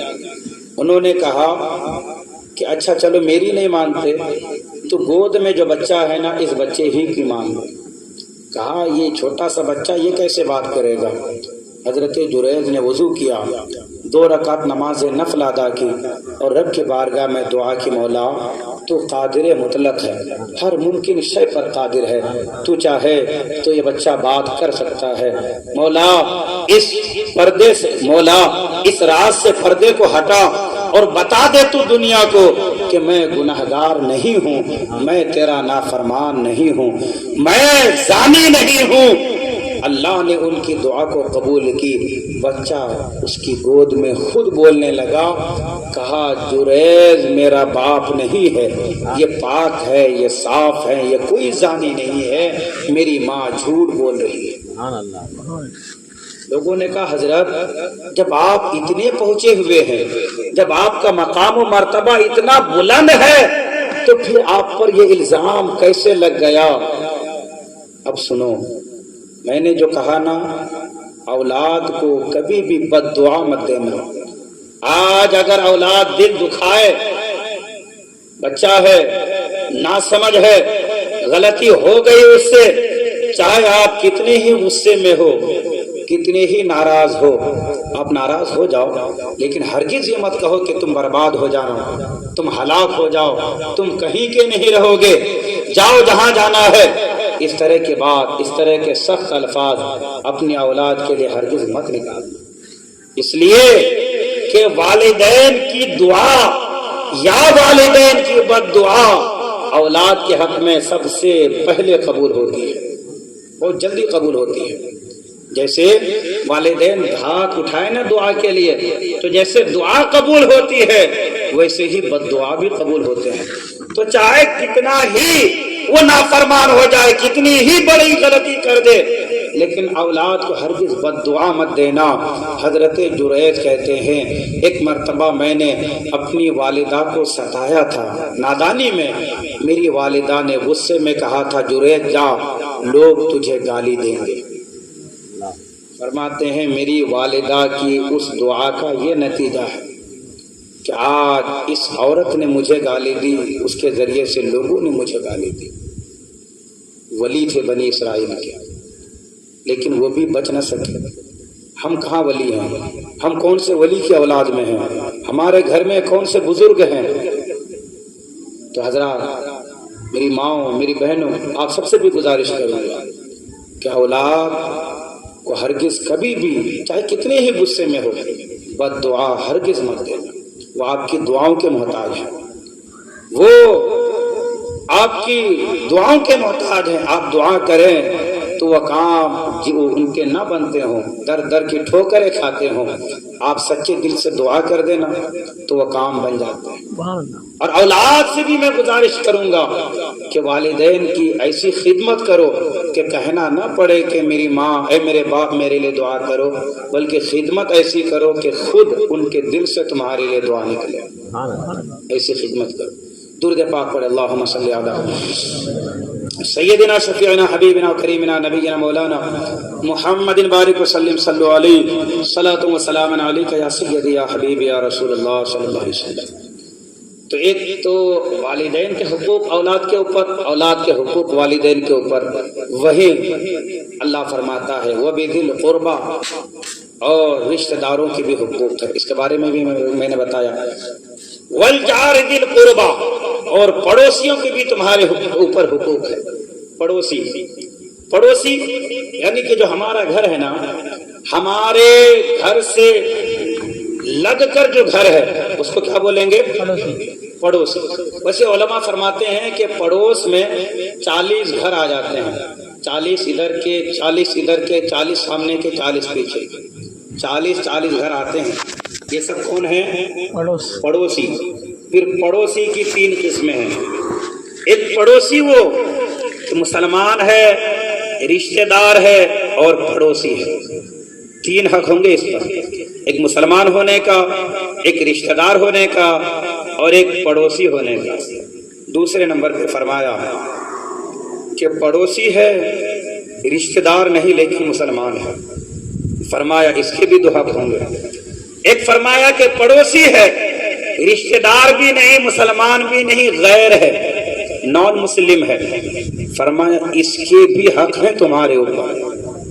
یہ ہے ہمارا مذہب، یہ ہے ہماری شریعت کہ جو اپنے مذہب کا ہے اس کا تو حق ادا کرنا ہی کرنا ہے.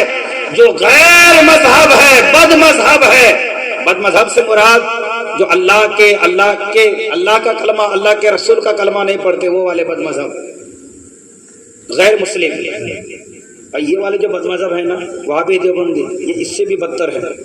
ہاں، تو وہ جو کافر جن کو کہا جاتا ہے، مشرک جن کو کہا جاتا ہے، ان کے بارے میں فرمایا کہ اگر یہ تمہارے پڑوسی ہیں، یہ بھوکے ہیں، یہ پیاسے ہیں، انہیں مال کی ضرورت ہے، فرمایا تم اگرچہ مسلمان ہو، وہ تمہارے دین کا نہیں، تمہارے مذہب کا نہیں، لیکن ہمارا اسلام کہتا ہے تم اس کی مدد کرو، پڑوسی ہونے کا حق ادا کرو.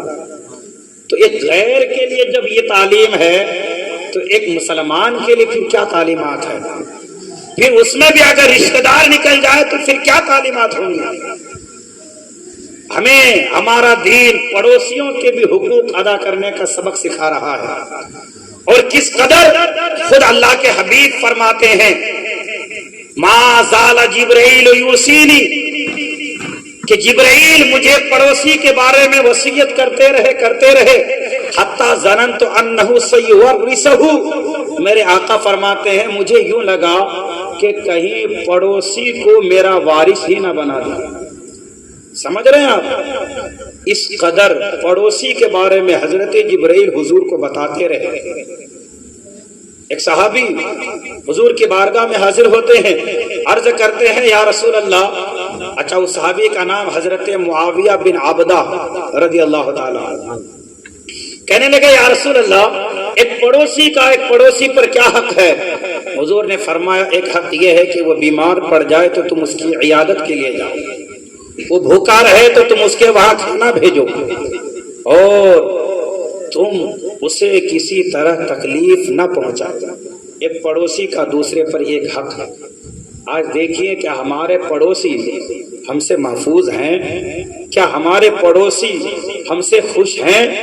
آپ دیکھیں، خود اندازہ لگائیں کہ آپ کے پڑوسی کیا آپ سے خوش ہیں. اگر خوش ہیں تو سمجھیں کہ پھر آپ پڑوسی کا حق ادا کر رہے ہیں. حضور اگر کوئی بات ویسے ہی فرما دے، جب بھی امت کے لیے ضروری ہے کہ اس پر عمل کرنا ہے کہ نہیں ہے؟ اگر حضور کسی بات کے کرنے کا حکم دیں تو حکم کیا ہے؟ عمل کرنا ہے کہ نہیں کرنا ہے؟ کرنا ہے. لیکن ساتھ میں حضور اگر تاکید کے ساتھ کوئی بات فرما دیں تو پھر انسان کو الرٹ ہو جانا چاہیے، پوری توجہ سے اس کام کو کرنا چاہیے. اب سنو، حضور فرماتے ہیں واللہ لا یؤمن، واللہ لا یؤمن، واللہ لا یؤمن، خدا کی قسم وہ مومن نہیں. صاف بات حضور نہیں فرما رہے ہیں، قسم کے ساتھ، اور ایک بار نہیں 3 بار حضور قسم فرما رہے ہیں. فرما رہے ہیں واللہ لا یؤمن، خدا کی قسم وہ مومن نہیں. 3 بار حضور نے فرمایا. قیلا من یا رسول اللہ، پوچھا یا رسول اللہ کون مومن نہیں؟ حضور نے فرمایا الذی لا یؤمن جارہ بوائقہ، اے میرے صحابہ وہ شخص مومن نہیں کہ جس کے شر سے اس کا پڑوسی محفوظ نہیں. اب ایک الگ بحث ہے کہ یہاں ایمان ہی مراد ہے یا ایمان کی کمالیت اور تمامیت مراد ہے، ایک الگ بحث ہے. لیکن حضور فرماتے وہ مومن نہیں. حضور فرماتے ہیں کہ اپنے شوربے سے بھی اپنے پڑوسی کو تکلیف نہ پہنچا. مطلب کیا کہ اگر تم کھانا پکا رہے ہو نا تو اس طور پر کھانا پکاؤ کہ اس کی خوشبو تمہارے پڑوسی کے گھر میں نہ جائے. اگر پہنچ جائے گی، پڑوسی غریب ہے، بچہ ہے اس گھر میں، بچے کو کیا معلوم میرا باپ کتنی محنت کر رہا ہے، بچے کو کیا معلوم میرا باپ کہاں سے ادھار لا رہا ہے، بچے کو کیا معلوم میرا باپ کہاں سے قرضہ لیا ہے۔ بچہ تو بچہ ہے، بچہ ضد کر سکتا ہے، ماں مجھے بھی وہی کھانا چاہیے جو کھانا پڑوس کے یہاں پک رہا ہے۔ اب ایسے میں وہ ماں مانگنے تو نہیں جائے گی، وہ باپ مانگنے تو نہیں جائے گا، وہ ماں وہ باپ اگر اس بچے کی وہ خواہش پوری نہ کر سکے بچے کا دل ٹوٹے گا۔ حضور نے اس کا بھی خیال رکھا، فرمایا اپنے شوربے کی خوشبو سے اپنے پڑوسی کو پریشان نہ کرو۔ فرمایا کہ یا تو تم اس میں تھوڑا شوربہ زیادہ کر دو، ایک گلاس پانی ایکسٹرا ڈال دو، کیا ہو جائے گا، وہ شوربہ تم اس کو پہنچا دینا۔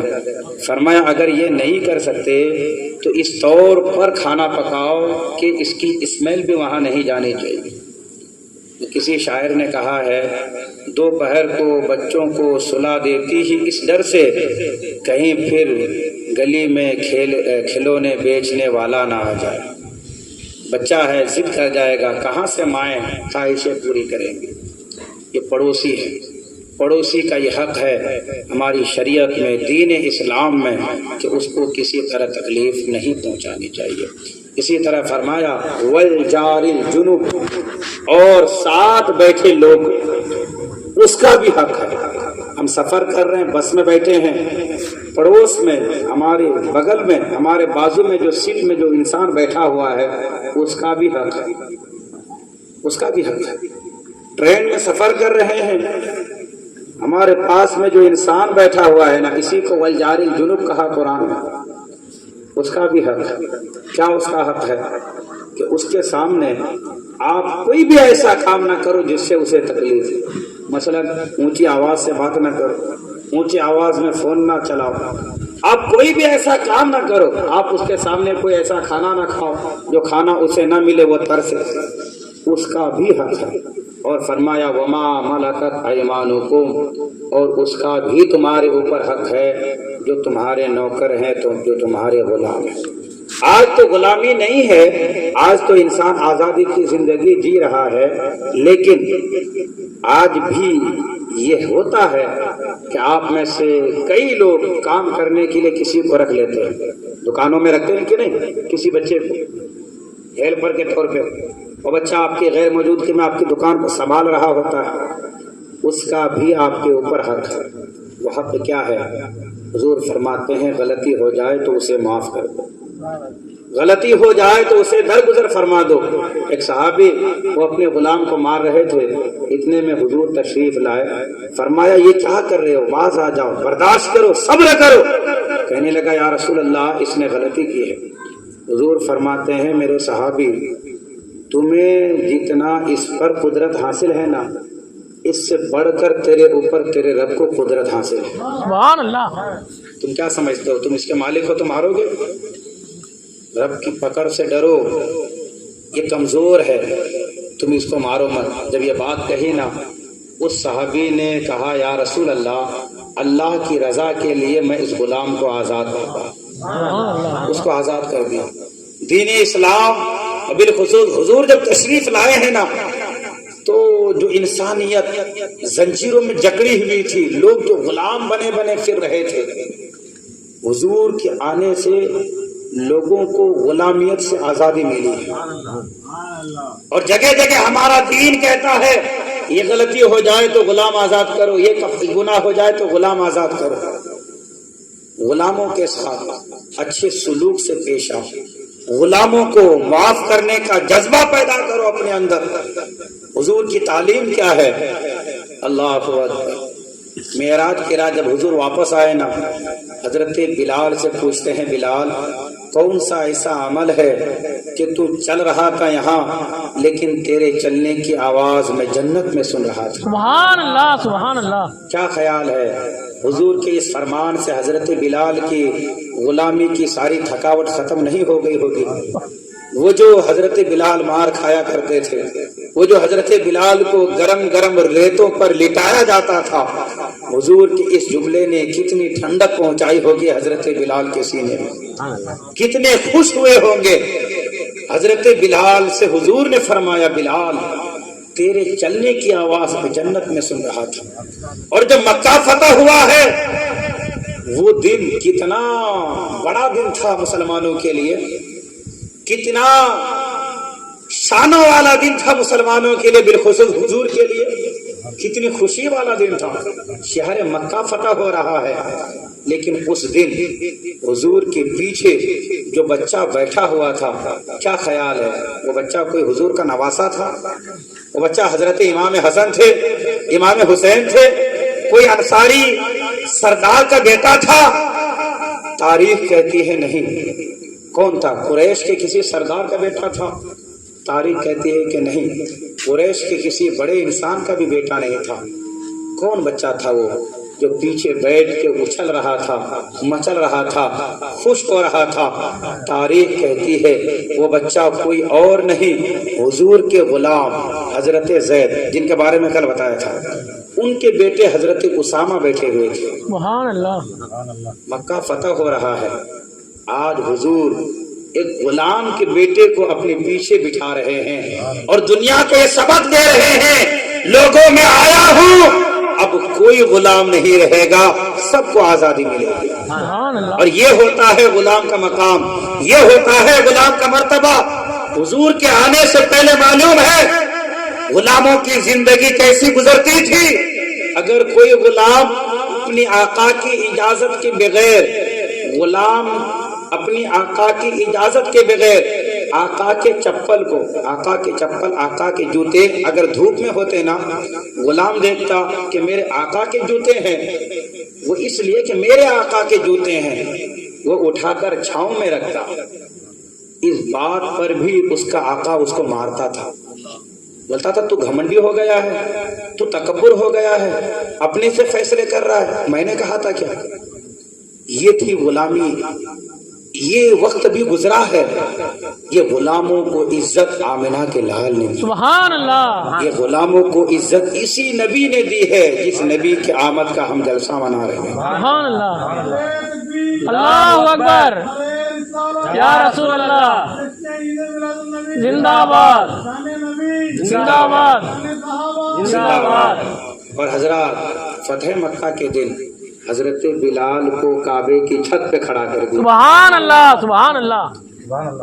جب مکہ کے کافروں نے دیکھا نا, وہ کہہ رہے تھے حسد میں کہ ہم مر جاتے, ہمیں یہ دن دیکھنا تھا کہ غلام کو کعبے کی چھت پہ کھڑا کر دیا ہے اس نبی نے. حضرت بلال کعبے کی چھت پہ کھڑے ہیں, حضور فرماتے بلال آذان دو, میرے آقا طواف کر رہے ہیں, جو میرے آقا گھوم رہے ہیں, حضرت بلال اذان بھی دے رہے ہیں اور حضور کے پیچھے پیچھے یہ بھی اپنے چہرے کو ادھر پھیر بھی رہے ہیں. سبحان اللہ. سبحان اللہ. آقا نے کیسی عزت دی ہے غلاموں کو. آج غلامی کا دور نہیں ہے, آج غلامی سے لوگوں کو آزادی ملی اسی نبی کے صدقے سے. سبحان اللہ. لیکن آج نوکر کا تصور ہے, آج جو ہے بچوں کو دکانوں میں جو رکھا جاتا ہے نا, اس کا تصور ہے. آج بھی اس طرح کے لوگ ہیں جو اپنی دکانوں میں کسی ہیلپر کو, کسی کام کرنے والے کو رکھ لیتے ہیں. حضرات حکم ہے کہ تم جس کو رکھ رہے ہو نا, وما ملکت ایمانکم, اس کا بھی تم پر حق ہے, اور حق یہ ہے کہ اس سے غلطی ہو جائے تو اسے معاف کرو.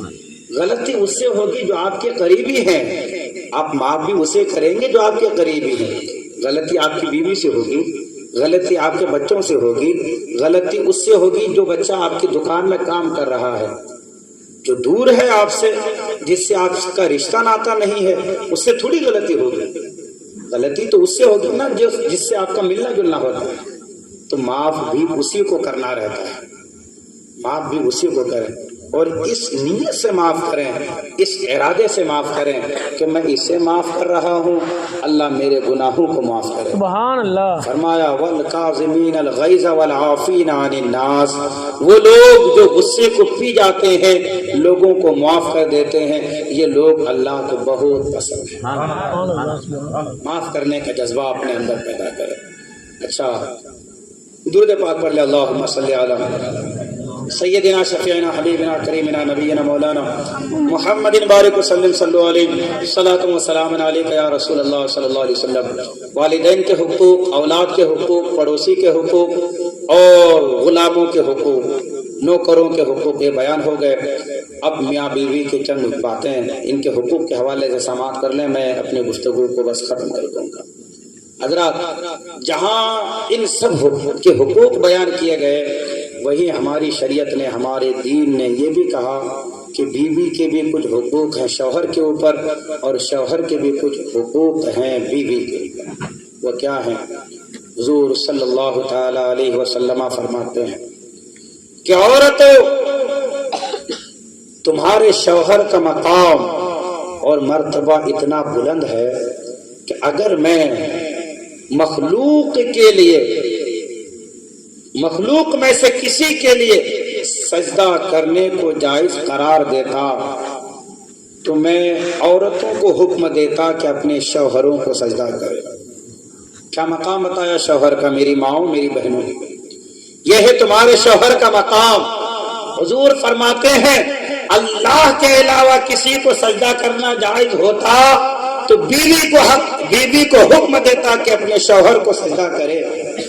وہ عبادت جو خالص اللہ کے لیے ہے، لیکن چونکہ یہ جائز نہیں ہے سجدہ، لیکن ایک مقام بتانا چاہا حضور نے، ایک سمجھایا، ایک مثال دی کہ اتنا بڑا حق ہے۔ تم اپنا گھر، اپنے ماں باپ چھوڑ کر، سب کچھ چھوڑ کر جس کے یہاں آئی ہو، یعنی اپنے شوہر کے یہاں، حضور فرماتے ہیں اس کے گھر کو تم اپنا گھر سمجھو، اس کے مال کو اپنا مال سمجھو، اس کی عزت کو اپنی عزت سمجھو۔ اور حضور نے ساتھ یہ فرمایا کہ جس کے آنے سے تمہارا شوہر ناراض ہوتا ہے، ایسے لوگوں کو گھر میں آنے سے روکو۔ آج کہتی ہیں یہ میرا منہ بولا بھائی ہے، تو یہ میرا بچپن کا فرینڈ ہے، تو یہ میرا کلاس فرینڈ ہے، تو یہ میرا یہ ہے وہ ہے۔ شوہر ناراض ہو رہا ہوتا ہے، بیوی مانتی نہیں ہے۔ حضور فرماتے ہیں جس کے آنے سے تمہارا شوہر ناراض ہوتا ہے اس کو اپنے گھر آنے سے روکو۔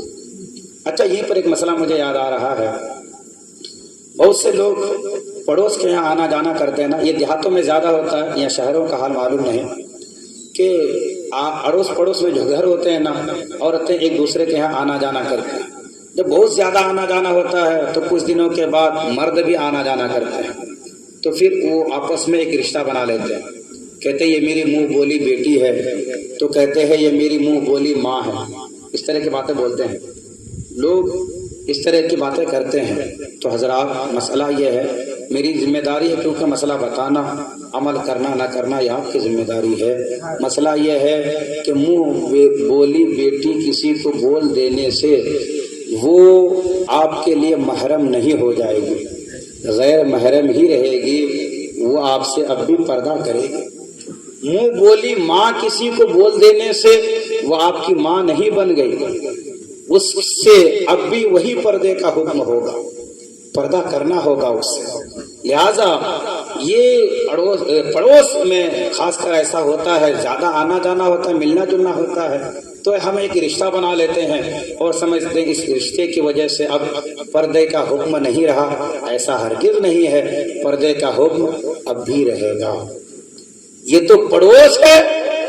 حضور کی بیویاں کون ہیں ہماری؟ بولیے، ماں، ام المومنین، ہماری مائیں ہیں۔ قرآن کہتا ہے وَأَزْوَاجُهُ أُمَّهَاتُهُمْ، حضور کی بیویاں تمہاری مائیں ہیں۔ وہ مائیں ہماری ہیں۔ ان ماؤں کی بارگاہ میں جو آنے والے لوگ تھے وہ مجھ جیسا کوئی گناہ گار نہیں، آپ جیسے لوگ نہیں تھے، وہ ایسے پاکیزہ لوگ تھے جن کی پاکیزگی کی اللہ گواہی دے رہا ہے۔ سبحان اللہ، صحابہ کرام کی جماعت، سبحان اللہ، وہ جب آتی تھی نا ماؤں سے ملنے کے لیے، چاہے حضرت عائشہ ہو، ام سلمہ ہو، حضرت حفصہ ہو، حضرت خدیجہ ہو، کسی بھی ہماری روحانی ماں سے ملنے آتی تھی، پردے میں آتی تھی ہماری مائیں۔ یہ صحابہ ان سے پردہ کرتے تھے، یہ مائیں صحابہ سے پردہ کرتی تھی۔ ایک دن ایک نابینا صحابی حضرت عبداللہ ابن مکتوم یہ آئے، حضرت عائشہ پردہ نہیں کی ہوئی تھی۔ حضور نے دیکھا، جلال میں آئے، پوچھا عائشہ یہ کیا کر رہی ہو؟ کہا یا رسول اللہ یہ تو نابینا ہے۔ انہیں تو نظر نہیں آتا. حضور نے فرمایا عائشہ یہ نابینا ہے، تم تو نابینا نہیں. پردے کا حکم صرف اس طرف سے نہیں اس طرف سے بھی ہے. وہاں گناہ کا کوئی تصور نہیں، ہمارا ذہن بھی نہیں جا سکتا، ہمارا خیال بھی نہیں جا سکتا کہ وہ مائیں، وہ صحابہ کی جماعت، ان کی نظر بھٹکے، ان کے دل میں کچھ وسوسہ آئے، کوئی خیال آئے. ارے صحابہ کی جماعت میں وسوسہ کیسے آئے گا؟ وسوسہ تو شیطان کی طرف سے ہوتا ہے نا. صحابہ میں ایک نام ہے حضرت عمر کا، سبحان اللہ، ہے کہ نہیں؟ سبحان اللہ. شیطان تو ان کو دیکھ کے راستہ بدل لیتا تھا. وہ عمر بھی ملنے جاتے تھے ماؤں سے تو مائیں پردے میں آتی تھی ان سے ملنے کے لیے. سبحان اللہ. آج چاہے کوئی کتنا ہی بڑا پیر ہو جائے، چاہے کوئی کسی سے کتنی ہی بڑی ماں اس کو بنا لے، منہ بولی ماں، بہن بنا لے، بیٹی بنا لے، پردے کا حکم ہرگز ختم نہیں ہوگا. کہتے ہیں کہ پردہ تو دل کا ہوتا ہے، لوگ کہتے ہیں پردہ دل کا ہوتا ہے. ارے دل کا پردہ ہوتا ہے کیا؟ تم ان صحابہ سے بھی بلند مرتبے والے ہو معاذ اللہ. کیا تمہاری نگاہیں ان سے بھی زیادہ پاکیزہ ہے؟ وہاں تو گناہ کا کوئی تصور نہیں، کوئی خیال نہیں، پھر بھی وہ صحابہ پردہ کرتے تھے. وہ صحابہ سے یہ عورتیں پردہ کرتی تھی، ہماری روحانی مائیں. تو حضرات رشتہ، منہ بولا رشتہ، چاہے کوئی سا بھی رشتہ ہو، اس سے پردے کا حکم ختم نہیں ہو. اتنا یاد ہے. تو شوہر جس کے آنے سے ناراض ہو، بیوی کو چاہیے کہ اسے گھر میں آنے سے روکے، اسے آنے نہ دے. اور کہا شوہر کی عزت کو اپنی عزت سمجھے، شوہر کے مال کو اپنا مال سمجھے، شوہر کی غیر موجودگی میں اس کے گھر کا وہ خاص خیال رکھے. شوہر کا اتنا بڑا حق ہے. آقا فرماتے ہیں کہ اگر کسی کے شوہر کے باڈی میں اتنے پھوڑے، اتنی پھنسیاں آئے تو پورے باڈی میں پیپ ہی پیپ ہے، پورا غلیظ خون ہے، وہ عورت اپنی زبان سے اس کو چاٹے بنا پھر بھی شوہر کا حق ادا نہیں ہو سکتا. سننے ہی میں کیسا لگ رہا ہے نا؟ وہ عورت کوئی کر بھی لے ایسا پھر بھی شوہر کا حق ادا نہیں ہو سکتا. وہیں دوسری طرف شوہروں سے کہا یہ بیویاں تمہارے لیے لباس ہے، تمہاری بیویاں وہ ہیں کہ یہ نرم ہے، تمہاری بیویاں کمزور ہیں، ان سے غلطی ہو جائے تو انہیں معاف کرو. بات بات پہ مارو نہیں، بات بات پہ جھڑکو نہیں. اگر ان کی کوئی بات تمہیں بری لگتی ہے تو کوئی بات تو اچھی لگتی ہوگی نا، جو بات اچھی لگتی ہے اسے یاد کر لو. ارے اسی کو یاد کر لو کہ تیری محبت میں اپنے ماں کو چھوڑ کے آ گئی، تیری محبت میں اپنے باپ کو چھوڑ کے آ گئی، اپنے بھائی بہن سب کو چھوڑ کے تیرے پاس ہے. یہ کیا تیری بیوی کی کم قربانی ہے تیرے لیے؟ اسی کو یاد کر لو. کھانے میں نمک زیادہ ہو تو مارتے ہو، کچھ گڑبڑی ہو جائے، کچھ غلطی ہو جائے تو مارتے ہو. وہ بھی انسان ہے، کوئی روبوٹ نہیں ہے کہ اس کو آپ نے کمانڈ دے دیا وہ کرتے رہے. وہ بھی انسان ہے. مارکیٹ سے آتے ہیں، بچے کو ماں لیے رہتی ہے، شوہر اکیلے آ رہا ہے ترم خان، اب گھر میں آ کے دونوں بیٹھے ہیں، لیکن اس کے باوجود شوہر بیوی کو کہے گا پانی پلا. تھکے ہوئے خالی آپ آئے ہیں، بیوی بھی تو ساتھ میں تھی، اس کے گود میں بچہ بھی تھا، آپ تو اکیلے تھے، لیکن پھر بھی کہیں گے بیوی سے کہ پانی وغیرہ. اس پر رحم کرو، وہ بھی ایک جان ہے، وہ بھی کسی کی بیٹی ہے، وہ بھی کسی کی بہن ہے، وہ بھی انسان ہے. حضور فرماتے ہیں معاف کرو اپنی بیوی. فرمایا اچھا صرف حضور نے یہ کہا ہی نہیں بلکہ حضور نے عمل کر کے بھی دکھایا. سبحان اللہ. کیا محبت کی حضور نے بیویوں سے. محبت میں حضور حضرت عائشہ کو حمیرہ کہہ کر بلاتے تھے. سبحان اللہ. حمیرہ. ایک مرتبہ حضرت عائشہ پانی پی رہی تھی، حضور نے کہا عائشہ تھوڑا پانی میرے لیے چھوڑو. پانی چھوڑا، حضور آئے، اس کٹورے کو لیا. فرمایا عائشہ یہ بتاؤ تو نے اپنا ہونٹ کہاں لگایا تھا، کدھر سے تو نے پانی پیا تھا. کیا محبت ہے. سبحان اللہ. نبیوں کا امام حضرت عائشہ کا جھوٹا پی رہے ہیں. فرمایا کہاں سے تم نے ہونٹ لگائے تھے, کہاں سے پانی پیا تھا؟ جب اشارہ کیا یا رسول اللہ ادھر سے پیا تھا, حضور نے بھی ادھر سے پانی پیا, اپنی امت کو درس دیا کہ بیویوں کے ساتھ محبت کرو, بیویوں کے ساتھ حسن سلوک سے پیش آؤ. آج ہم باہر بڑی میٹھی میٹھی باتیں کرتے ہیں, ہماری مجبوریاں رہتی ہے, کسی سے کوئی کام ہو بڑے میٹھے الفاظ میں ہاں سر ہاں سر, بہت میٹھے میٹھے الفاظ میں, گھر میں آ کے فرعون بن جاتے ہیں, گھر میں آ کے رعب دبدبا ڈانٹ ڈپٹ. اپنی اولاد کے لیے محبت نہیں, بیوی کے لیے محبت نہیں. بیوی اولاد یہ آپ کی محبت کے پہلے حقدار ہیں, آپ کو ان کے ساتھ زندگی گزارنا ہے. یہاں آپ اپنی محبت کا اظہار کرو, یہاں آپ ان کو بتاؤ کہ آپ ان سے محبت کرنے والے ہیں, لیکن یہاں وہ معاملہ نہیں ہے, یہاں الٹا ہو جاتا ہے. اللہ اکبر. حضرت خدیجہ الکبریٰ رضی اللہ تعالی عنہا کا جب وصال ہونے لگا نا, جب ان کو بخار تیز آیا, حضرت فاطمہ کو بھیجتی ہیں بیٹی جا اور تمہارے بابا سے نبیوں کے سردار سے وہ چادر لے کر آ. حضرت فاطمہ آتی ہیں, عرض کرتی ہے یا رسول اللہ میری ماں حضرت خدیجہ نے آپ کی چادر مانگا ہے. میرے آقا پوچھتے ہیں بیٹی کیوں؟ تو کہتی ہے یا رسول اللہ میری ماں کہتی ہے کہ بخار اتنا سخت ہے کہ جان لیوا معلوم ہو رہا ہے, لگتا ہے کہ اسی میں اس دنیا سے چلی جاؤں گی. میرے اور آپ کے آقا صلی اللہ علیہ وسلم کی مبارک آنکھوں میں آنسو آ گئے, آنسو آ گئے. حضور رونے لگے محبت میں. فرمایا فاطمہ وہ تیری جو ماں ہے نا خدیجہ, اس سے مجھے اتنی محبت ہے, اتنی محبت ہے. لو اردت جلدی لآتے تو کہ خدیجہ چادر کیا اگر میری چمڑی بھی مانگے نا میں اسے بھی دینے کے لیے تیار. اگر شوہر اس طرح بیوی سے محبت کرے تو بتائیے وہ گھر جنت کا ایک گہوارہ نہیں بن جائے گا؟ بتائیے ایک خوشحال زندگی نہیں گزرے گی؟ انسان باہر سے تھکا ہارا آتا ہے, لیکن گھر میں اگر سکون نہ ملے نا تو پھر اس کو کوئی سکون محسوس نہیں ہوتا ہے. باہر چاہے کتنا ہی الجھن میں ہو, کتنا ہی پریشان ہو, لیکن گھر میں اگر اسے سکون مل جائے تو سارے الجھنوں کو, سارے پریشانیوں کو بھول جاتا ہے. اس لیے آپس میں محبت کریں. میاں بیوی کا جو رشتہ ہے یہ محبت کا رشتہ ہے, محبت کے ساتھ رہیں. کچھ حقوق ان کے بھی ان پر ہے شوہر کے, کچھ شوہر کی بیوی کے اوپر بھی ہے. دونوں کو چاہیے پیار محبت کے ساتھ زندگی گزارے تو خوشحال زندگی گزرے گی. ہر وقت ڈانٹ ڈپٹ چلن کڑن اونچی آواز میں بات کرنا, اس سے جو ہے چڑچڑاپن پیدا ہوتا ہے, اس سے جو ہے دوریاں پیدا ہوتی ہے, اس سے نفرتیں پیدا ہوتی ہے. بات بات پر غصہ کرنے سے آج یہ جو طلاقیں بڑھ رہی ہے نا, یہ طلاق جو ہو رہے اتنے زیادہ, اس کی وجہ یہی ہے کہ انسان بہت جلدی غصے میں آ جاتا ہے اور وہ سمجھتا ہے کہ ہاں میں تو ببر شیر ہوں, میرے سامنے کس کی چلے گی, میرے پاس تو پاور ہے, میرے پاس تو بہت بڑا ہتھیار تھا, طلاق ہے, بول دیتا ہے طلاق طلاق طلاق, بول دیا 3 بار.